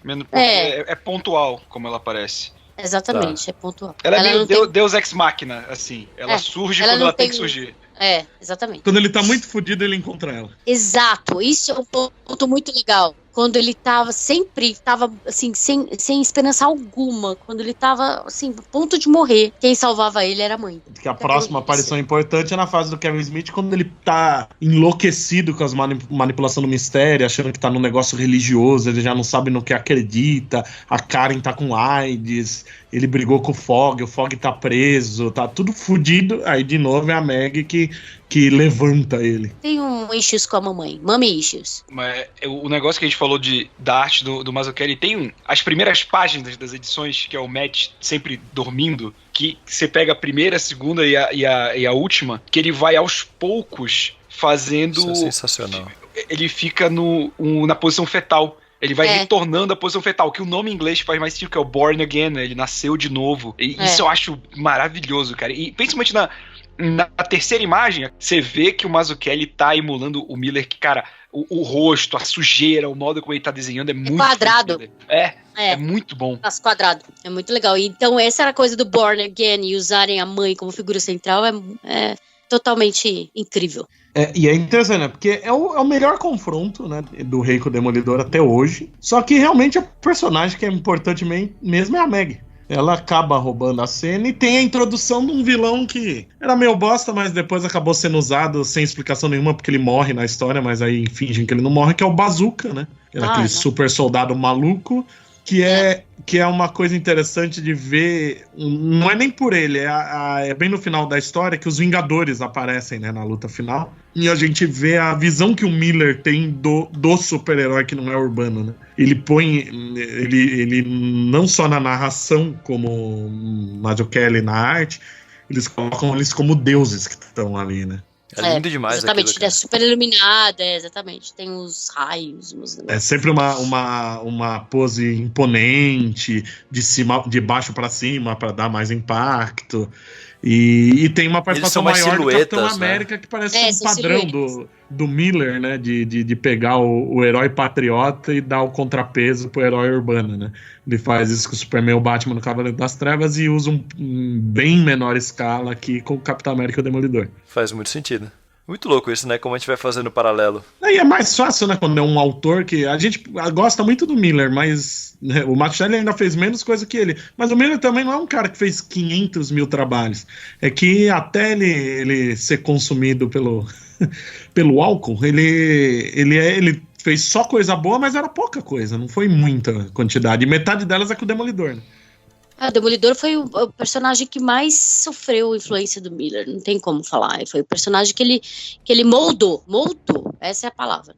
O Miller moldou o Demolidor. No documentário lá que eu citei, o próprio Stan Lee fala isso, que o Demolidor é um personagem do Miller, né? Tipo, o que o Stan Lee criou, que ele pode dizer, é dele, com o que ele colocou é usado até hoje, é o Homem-Aranha e o Quarteto. O resto foram outras pessoas, né? O X-Men foi o Chris Claremont, né? O Thor foi o Walt Simonson, que fez a mitologia. E o Frank Miller é o pai do Demolidor, e eu acho que o Demolidor ele é o personagem que a galera que escreve bem ele é a que mais segue a linha do original, tendo o original Frank Miller, no caso, cara. Porque é impressionante. O próprio o Diabo da Guarda, ele é quase que uma releitura da Queda, né? É até uma brincadeira com isso, digamos assim. Então, o que o Kevin Smith faz, na verdade, é que ele coloca um pouco mais de leveza na coisa, né? Ele não é tão desgraçado quanto a narrativa do Miller, né? Tudo que o Kevin Smith escreve, ele é um pouco leve. A fase do Kevin Smith Demolidor é mais leve, mas mesmo assim, tem como eu falei antes, tem como canon o Miller, não tem como. Você não consegue sair do Miller. Você não consegue sair do que o Miller criou pro Demolidor. Justamente porque a gente volta novamente naquela premissa de que ele nunca teve uma nova origem, nunca saiu daquilo. Então, assim, todo mundo sabe que a origem do Demolidor foi moldada pelo Frank Miller. Então a gente parte desse pressuposto, parte desse personagem. E aí cada um vai dando seu toque, né? Cada autor vai dando seu toque. O Wade transformou ele num cara que queria ser feliz. O Kevin Smith transformou ele num cara... Eu acho o Demolidor do Kevin Smith mais sagaz, assim, um pouco mais aranha, sabe? Tipo, sim, que combina com o Kevin Smith, né? O que o Kevin Smith geralmente faz, esse toma de piadinha aqui e ali. Exatamente. A conclusão com o próprio Homem-Aranha, né? Voltando um pouco pra Queda de Murdoch, Você lembra aquele lance que eu falei do Ben Urich, da narrativa, com a Elektra indo atrás dele e tal? Ele repete isso em alguns pontos que eu acho fantástico, é quando ele tenta matar o Demolidor e ele joga ele no fundo do rio, e aí você tem um take que são só os olhos do rei do crime puto e a frase, não acharam corpo. Aí corta pra um take dele de costas, pro skyline de Nova York, não encontraram corpo. Cara, isso é uma narrativa tão sensacional. Assim, no traço do Mazzucchelli também, que ficou maravilhoso. Ele sabe que ele tá vivo. Ele sabe. Sabe? É muito bom. E é legal que dá, tipo, é a questão do uso, né, da imagem, que primeiro no olho, porque ele sabe, e segundo, quando mostra a cidade inteira, ele sabe que ele tá vivo, agora ele não sabe onde ele tá, ele perdeu essa carta na manga, sabe, é maravilhoso, assim. Até como que chamava aquele D.G. Chichester, que era ruim pra caralho, mas ele fez um arco legal que eu gosto, que é a queda do rei, que ele inverte, né? Começa a partir dessa cena do táxi. É quando ele fica cego? Não, isso é bem antes. A queda do rei é o seguinte, o rei tá meio fudido porque tá dando os negócios errados, ele começa a fazer negócio com a Hydra. Aí, a partir disso, o Matt tá perto de pegar ele porque fica mais fácil de rastrear as coisas, a Hydra trapaceia ele e tal. E o rei tá perdendo tudo, ele tem uma última coisa que ele sempre guardou desde a queda de Murdoch, essa cena do táxi, que ele joga ele no Rio Hudson. Antes, eles mataram o motorista e tem as digitais do Murdoch num porrete, um pedaço de cano, não lembro o que era. E ele tem isso guardado até hoje. É a partir daí que o Murdoch vira o jogo contra o rei. Eles fazem o Demolidor planejando a queda do rei. Eles invertem o jogo. É o único arco bom que esse desgraçado fez no Demolidor. O resto era ruim pra caralho. Pô, você sabe que o Chichester escreveu uma especial da Elektra que eu amo pra caraca. Chama Raiz do Mal. É a única coisa boa que ele fez dela. Então esse cara é um One Hit Wonder de personagem, né? Ele fez uma história boa do Hellraiser também. Olha aí. Tô falando. O Queda é legal porque ele conclui de uma maneira que é uma mega saga intimista do Demolidor que se resolve com os Vingadores, sabe? Porque vira uma mega destruição e aí os Vingadores têm que ser acionados. Eu acho essa solução muito maneira, porque realmente é uma quebra de expectativa, mas ao mesmo tempo combina com o universo Marvel aquilo acontecer, sabe? E é feita de uma maneira inteligente, porque não é os Vingadores resolvendo a situação, eles aparecem ali mais pra limpar. Tá tudo bem? Tá tudo bem? Desculpa não aparecer antes, eu tava salvando o mundo, mas eu já vi que você resolveu aí, né? E depois dessa fase? Qual que é a fase importante? Em 86 ele tava ativo, né? A gente já falou do Amor e Guerra, do Queda de Murdoch, Elektra Assassina, que não é Demolidor, mas é spin-off, também foi em 86. Esse ano o Miller tava com tudo. Já que a gente não tem que aprofundar demais, né? Porque aí já começa a Elektra, já é meio spin-off, né? Mas faz um resumo, eu sei que a Gabi é fã disso. Faz um resumo pro pessoal que tá ouvindo o que é Elektra Assassina. Bom, Elektra Assassina é uma graphic novel que mostra que a Elektra vai contratada pela SHIELD, na verdade, pra matar um presidente de uma republiqueta aí que podia muito bem ser o Brasil. Certo. Né? Então, assim, o que acontece? O pessoal da SHIELD vai atrás dela. Ela foge de um manicômio, eles vão atrás dela e aí ficam sabendo que ela é uma baita de uma assassina, a melhor assassina que já teve, e aí contratam a Elektra, na verdade, não contratam, meio que eles forçam a Elektra aí, né, atrás desse presidente, na verdade, porque ele está tomado pela besta do tentáculo, né, então ele está possuído. Ele tá possuído pela besta do tentáculo. E aí a Elektra tem que lutar contra ele, né? Então ela usa poderes psíquicos, por exemplo. É muito legal. Tem um agente da SHIELD, na verdade, que é um ciborgue, na verdade, chamado Garrett, que ele trabalha com ela. Na verdade, deixa eu lembrar, o Wind, na verdade, que é esse presidente, ele tá tentando lançar um ataque nuclear, na verdade, da União Soviética nesse país da América do Sul e destruir o país, né? E ele está possuído pela Buzz. Pode ser, exatamente. Mas tem muitos agentes da SHIELD aparecem também, que é incrível. É onde eu me apaixonei pela Elektra, na verdade, né? Foi nesse E é Linda onde Electra. desenvolve a infância dela, né? Que tem uns flashbacks que você vê ela com o pai. Exatamente. Mostra um pouco da infância dela. Na verdade, foi isso que eu falei. Esse Raiz do Mal trabalha muito mais a infância da Electra do que a própria Electra assassina. Mas mostra toda essa coisa dela ser treinada desde pequena, mostra o apego que ela tinha pelo pai, mostra o assassinato da mãe, né? A mãe dela foi assassinada também, né? E aí o pai dela ficou paranoico por causa disso.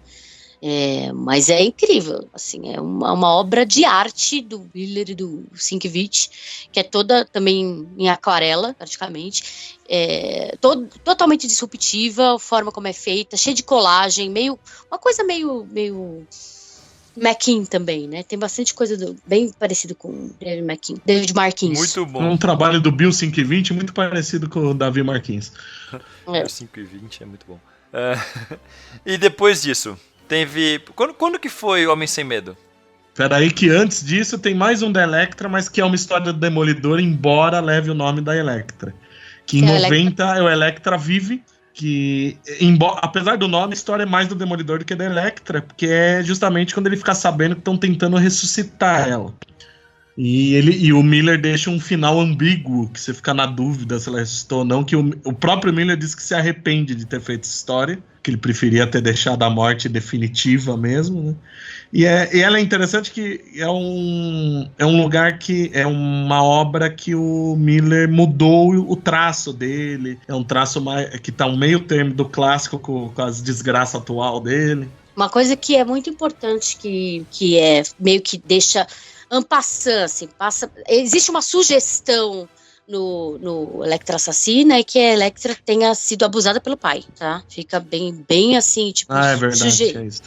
Fica meio que sugerido isso daí. E que também foi muito chocante, assim, pra mim, né? Mas, assim, o Bill, ele usa umas colagens pro candidato à presidência lá, que é possuído pela besta lá, que ele põe o rosto de uns políticos americanos. É bem legal. Polêmico, assim, polêmico, exatamente. O presidente da vez é uma paródia do Nixon, né? E o candidato que tá ganhando é como se fosse um Kennedy.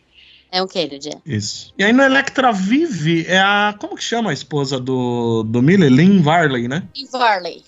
Foi a primeira vez que ela coloriu, né? Que ele fiquei acho que ele faz sem arte final e ela colore direto. A primeira vez foi no Electra Vive. Que eu acho uma história meio bosta. Eu não gosto muito, mas a arte dele tá bonita lá. Eu não cheguei a ler, infelizmente. Então, Electra Vive, eu gosto da história, na verdade, mas é uma história muito sofrida, que na verdade é uma viagem do Demolidor achando que a Electra tá viva, é uma negação dele, é um luto, é uma das fases do luto do Demolidor. Uma das fases do luto é aquele que tá lá na roleta russa, e outra fase do luto é quando ele finalmente se resigna que a Electra morreu, e é no Electra Vive, na verdade. Então ele fica o tempo todo imaginando que ela tá viva, né? Que o corpo dela não tá lá onde foi enterrado. Quando ele finalmente aceita, dá a entender que ela tá viva e ele aceitou que ela tá morta. Exatamente. Aí quando finalmente ele aceita que ela tá morta, dão a entender que o sarcófago lá, o caixão bababá dela foi na verdade, mexeram violado. E ela tá lá. O pessoal dos virtuosos, né, que fez no fim, né? E aí, a gente tava falando do Chichester, é ele que vai pegar essa ponta e traz ela de novo. Que ela ressuscita toda pura, sem nada de mal nela e tal. E essa parte... Aí no Chichester eu gostava mesmo do Miller, né? Porque essa é como que chama esse arco? Caindo em desgraça. Mas... Tem essa Electra que tá pura, ela tem que voltar porque o tentáculo passou toda a maldade dela pra uma outra entidade que faz parceria com o John Garrett, que é o ciborgue da Electra Assassina. Mas todos sabemos que na verdade era um Skrull. Infelizmente não era, podia ter explicado aí, cara. Não, exatamente, podia ter pego daí, né, na invasão Skrull, mas enfim. Mas aí não confunde a cabeça das pessoas, dos decenautas. Marvel, isso aí, é uma bagunça. Os Durliano, não é Skrull aqui. E aí a gente vai finalmente pro Homem Sem Medo, que é de 93. É bem mais recente. Foi um projeto que demorou um pouco, porque ele era pra ser uma graphic novel mesmo, inicialmente. O Miller, se não me engano, sempre quis fazer ela com o John Romita Jr. Só que ele foi escrevendo o roteiro e foi ficando cada vez maior. Aí virou uma minissérie em 5 edições. E tinha aquela lenda também que ela foi planejada para ser o roteiro de um filme, né? Que por muitos anos se falou, o próprio Miller falou que sim, e hoje em dia todo mundo fala que não. Não se sabe a verdade aí da história.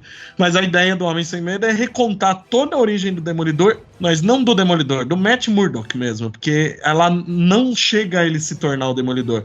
Ela vai mostrar o tempo que o acidente, a carreira do pai dele como boxeador, ele sendo treinado pelo Stick, ele conhecendo a Elektra na faculdade, a morte do pai, a primeira vez que o Demolidor age para se vingar na morte do pai, que ele não usa um uniforme, ele usa aquela roupa preta igual da série, né? E é interessante, eu reli há pouco tempo, eu reli no fim do ano passado, eu tinha uma memória afetiva que eu achava ela melhor. A arte do Romita Jr. é um dos melhores trabalhos da vida dele, mas me incomoda um pouco como o Miller, ele faz todo o drama do Demolidor na cena do prostíbulo, que ele fica encanado, que a menina caiu por causa dele e tal. E mais pra frente, tem umas cenas tipo BVS, que o Demolidor mata um monte de gente, só que ele finge que ninguém morreu. Ele finge que não tá acontecendo, mas você vê um monte de morte e me incomoda a Elektra também. Ele põe uma Elektra loucona na faculdade, sendo que quando ele introduz ela parece uma menina comum. Eu acho que ele exagerou um pouco lá na mão. Eu discordo. Tá errado.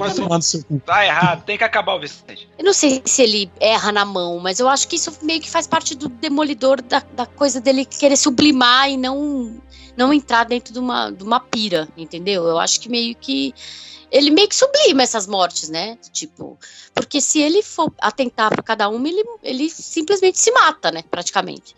Então eu acho que ele tá num grau de sublimação da culpa nesse caso, que ele não se atenta que ele tá fazendo isso. Bom, mas pode ser uma fã querendo justificar os atos. Então, Sua Millerette.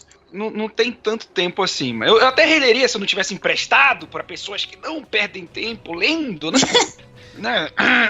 Desculpa, eu tava lendo Batman do Tom King. Ai.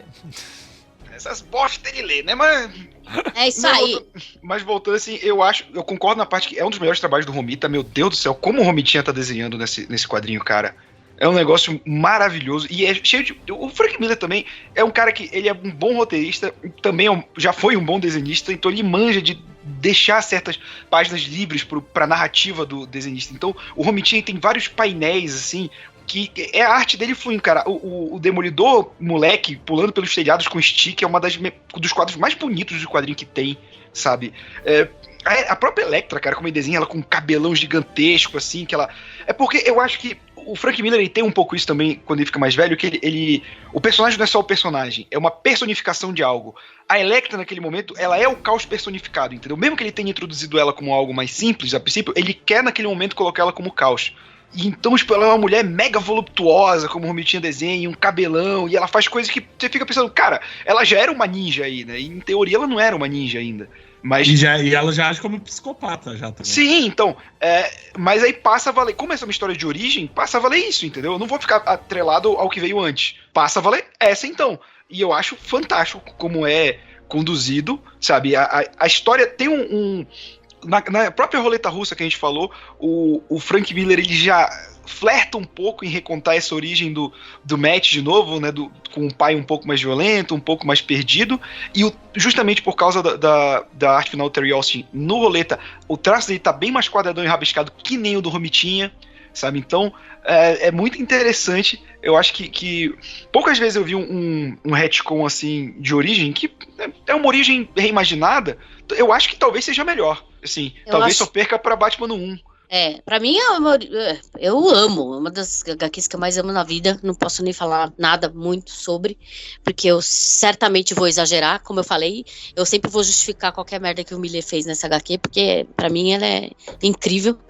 E a questão do que a gente estava falando sobre a Elektra ser o caos e o Demolidor tentar ser a ordem, na verdade, porque ele também não é a ordem, ele é caótico dentro dele, mas ele tenta arrumar pra ordem, né, pra justiça, pro lado do bem, né, do amor, dos anjos de Deus, essa coisa toda. E a Elektra arruma pro lado oposto. E isso fica muito claro, né? Fica muito claro ainda com eles jovens, né? Ele sempre foi um cara mais contido, um cara mais na dele, né? O come quieto, né? O carinha que é estudioso, é nerd, bababá. E ela toda ali, você não tá vivendo nada da sua vida, olha aqui.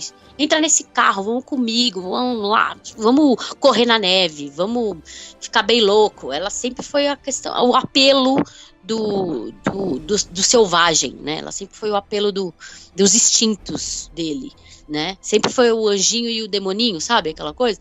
Ela sempre foi esse apelo dele. Isso fica muito claro. O Romita deixa isso muito claro no Homem Sem Medo. Muito bom. Então, aí já, depois de Homem Sem Medo, já encerra o Demolidor Frank Miller ou ele chegou a fazer alguma coisa a mais? Não, encerra. Infelizmente encerra. Nunca mais. Aí ele foi pro Batman e... Aliás, já tinha ido pro Batman, né? E foi um retorno. Quando o Frank Miller foi pro Batman, foi ali no ano 1. Então, aliás, foi em Cavaleiro das Trevas, depois no ano 1. Então foi ali em 85, 86. Quando que ele parou de fazer Demolidor? Sem contar, quando que acabou a primeira fase? A primeira fase foi em 83. 83, aí ele foi pra... 83? Foi.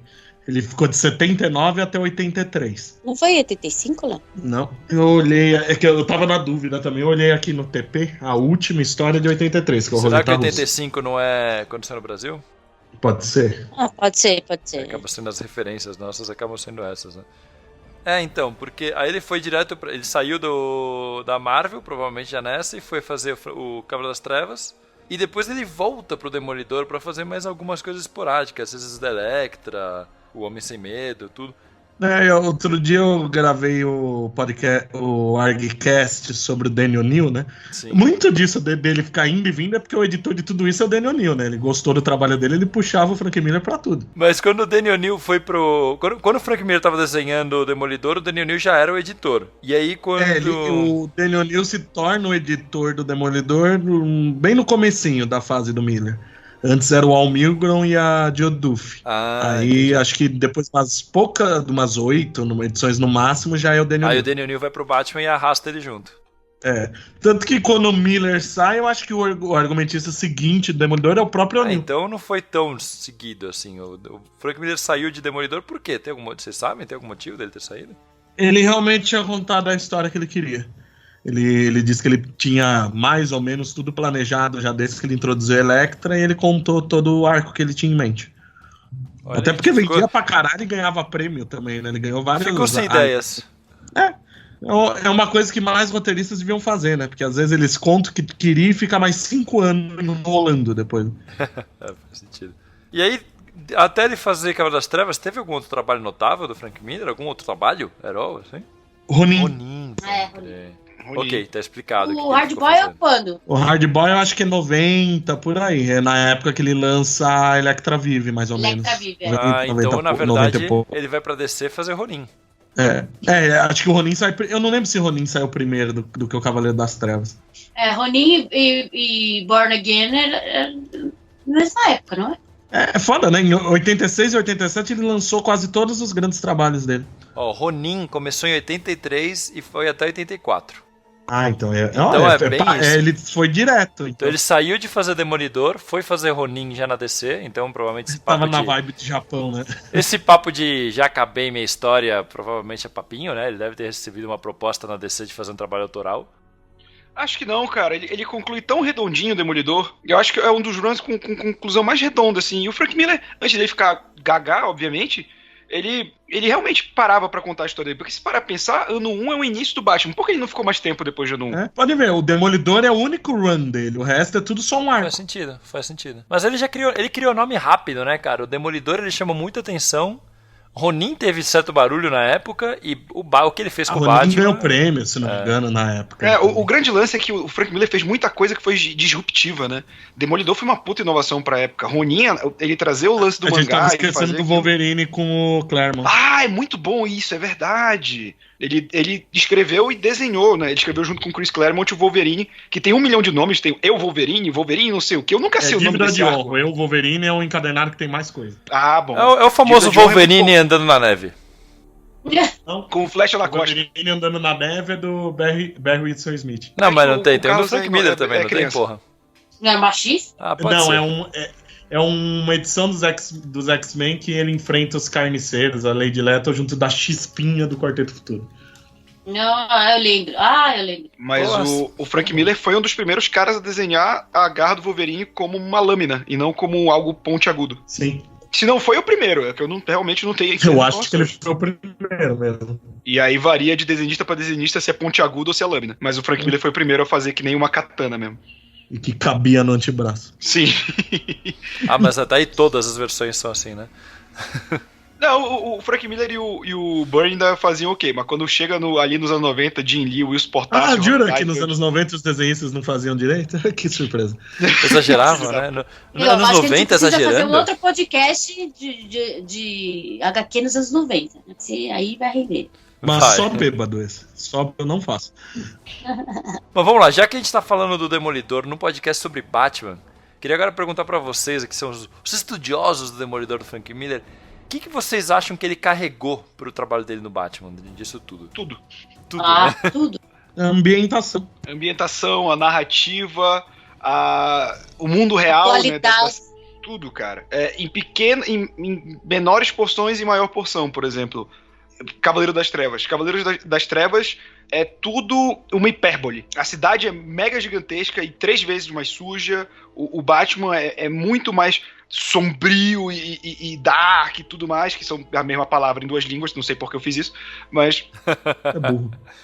Mas assim, o Demolidor, ele é muito... Eu acho que o que ele tem no Demolidor, e que justamente por ser trabalhos curtos no Batman ele não fez, foi essa flutuação. O Demolidor tem horas em que ele fica mais sombrio e sério, e tem horas em que ele volta pra tentar a vida dele normal. Ele vai flutuando, e aí o que acontece com ele no decorrer dos arcos vai mudando. O Batman, por ser tiro curto, digamos assim, o Cavaleiro das Trevas, ano 1, é tipo, nessa aqui o Batman vai ser desse jeito. E ele é assim durante toda a trama. Eu acho que e aí é um Batman mais pé no chão no ano 1 e um Batman mais mega exagerado em Cavaleiro das Trevas. Eu acho que... E não é uma questão de falta de qualidade ou de achar um melhor que o outro. É simplesmente uma questão da proposta dele nesse período curto que ele escreve essas séries. Por direcionamento mesmo. Sim. E até o negócio... A gente tava falando dele desenvolver o mercenário, deixar ele mais louco e tal. Ele faz isso com o Coringa e o Duas Caras muito bem no Cavaleiro das Trevas também. Sim, é bem distinta essa coisa do Coringa ultra maluco do Frank Miller no Cavaleiro das Trevas. E até relacionamentos. Eu acho que muito do relacionamento do Demolidor com o Ben-Urich reflete no ano 1 do Batman com o Gordon. Faz sentido porque antes disso o relacionamento do Batman com o Gordon não era tão íntimo, né? Que nem como não era relacionamento algum, né? Era uma coisa totalmente profissional, né? Você nunca via eles conversarem, né? Eles trocavam informação só, né? Exato, exatamente. Hoje em dia a gente já tá tão acostumado, né? Eles se tratando como amigos sempre mesmo, foi, né?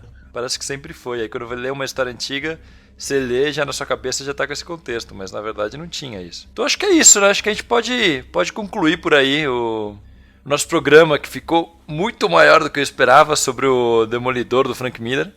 Até parece. Programa curto é só de coisa ruim, cara, que a gente não quer falar e vai rápido. Cara, hoje no dia que a gente tá gravando, um cara reclamou no podcast, no Facebook, que os nossos programas estão muito curtos. Porque o último programa teve só 1 hora e pouco. A gente tudo era mais de 2 horas antigamente. Teve uma época que tava foda mesmo. A gente tá tomando com mais cuidado. Assim como a gente faz quando a gente fala de filme, de crossover e tal, vou pedir pra vocês falarem uma cena marcante. Tipo, se vocês falassem, porra, tem uma cena que eu acho que é a cena do Demolidor do Frank Miller. Qual que cada um de vocês falaria? Começando pela Gabi. Ai, eu vou ter que falar sobre roleta russa.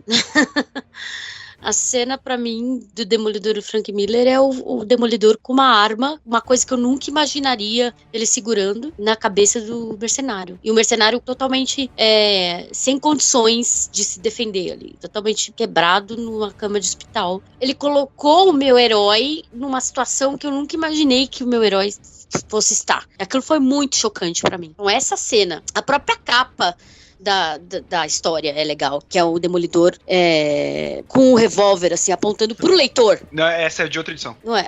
É de outra edição. É muito engraçado brasileira. Isso, né? Todo mundo associa, é muito estranho isso. É porque a do 38 é que ele enfrenta o Justiceiro. Olha! Não, mas se duvidar, a Abril na época usou nessa história. Usou nessa história. Não, usou nessa história. Aqui no Brasil foi usada essa capa. Bom, a gente descobre agora. Mas enfim. Guia dos quadrinhos. É isso. Exatamente. Eles usaram essa capa dele apontando o revólver pra você, pro leitor. Muito bom. Foi Muito bom. porque Hoje em dia tem muito leitor que merecia levar esse tiro, inclusive. Abriu, como sempre, melhorando o trabalho original. Mas a capa original dessa edição é a do quarto encadernado cartonado da Panini, que é o Demolidor só com uma sombra, assim, e tal. Mas é bonita também. Fala o número dessa edição. É 191. É, 191. Tá. Como um homem busca pela sua própria alma. Profundo, né, a chamada da capa. a gente não pode esquecer que a roleta russa, uma hora ele aponta pra própria cabeça e uma hora pra cabeça do O Demolidor. pior é que não é a capa no Brasil, Demolidor com um machadão.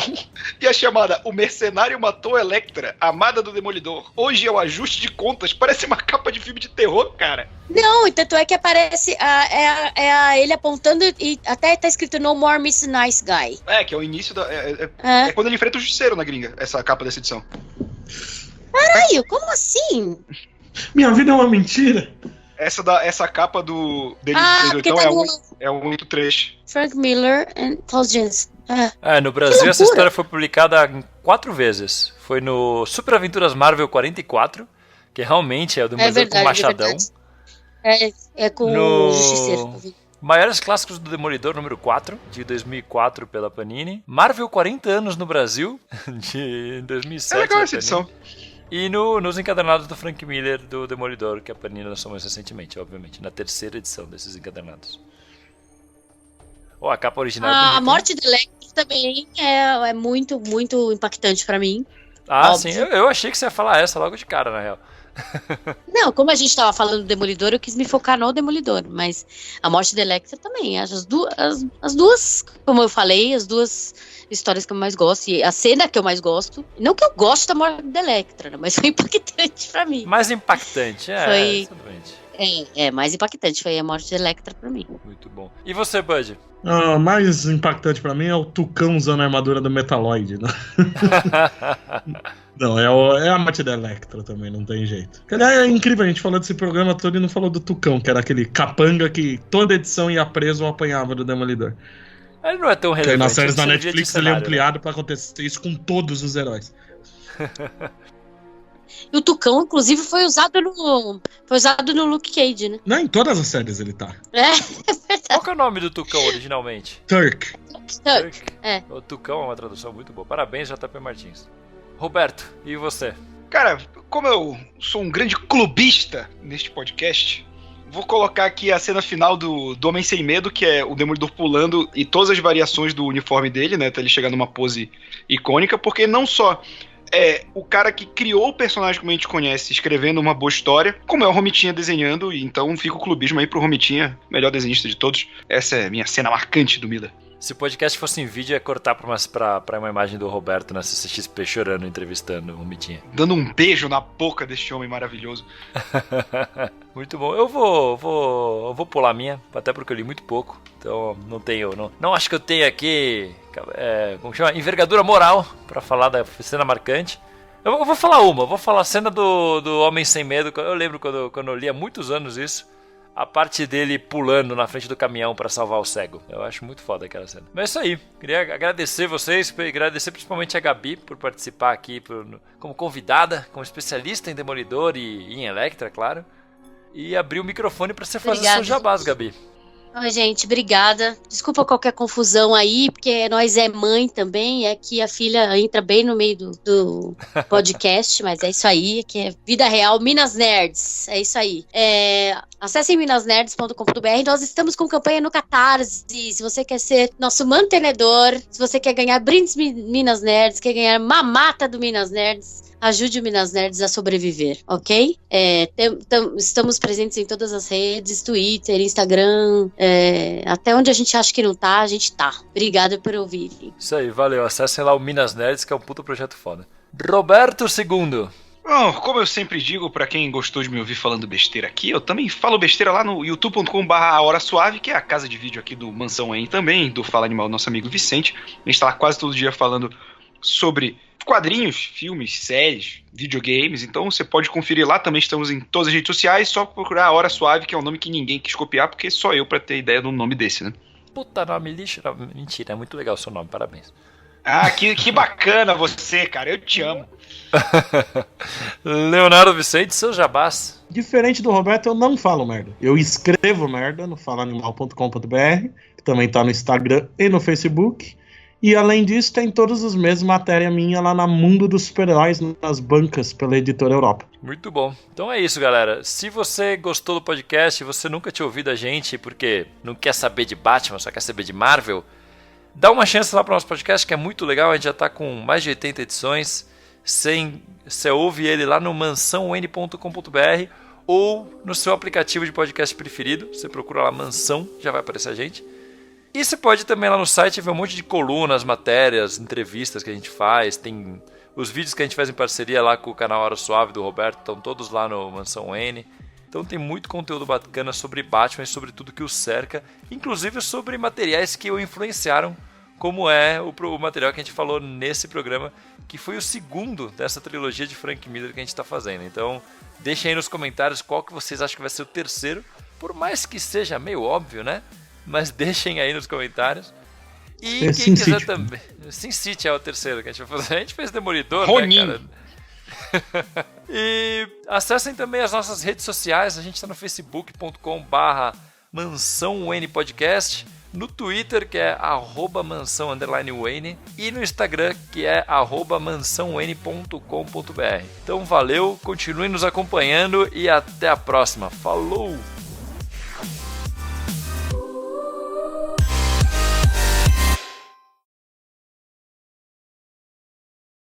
O Damon O'Neill era o Danny O'Neill era o editor do Demolidor na época que o Frank Miller entrou como Demônio desenhista. O'Neill. Demônio O'Neill. Demônio O'Neill. Demônio O'Neill foi foda. Isso vai. Vou colocar no final do programa esse aí.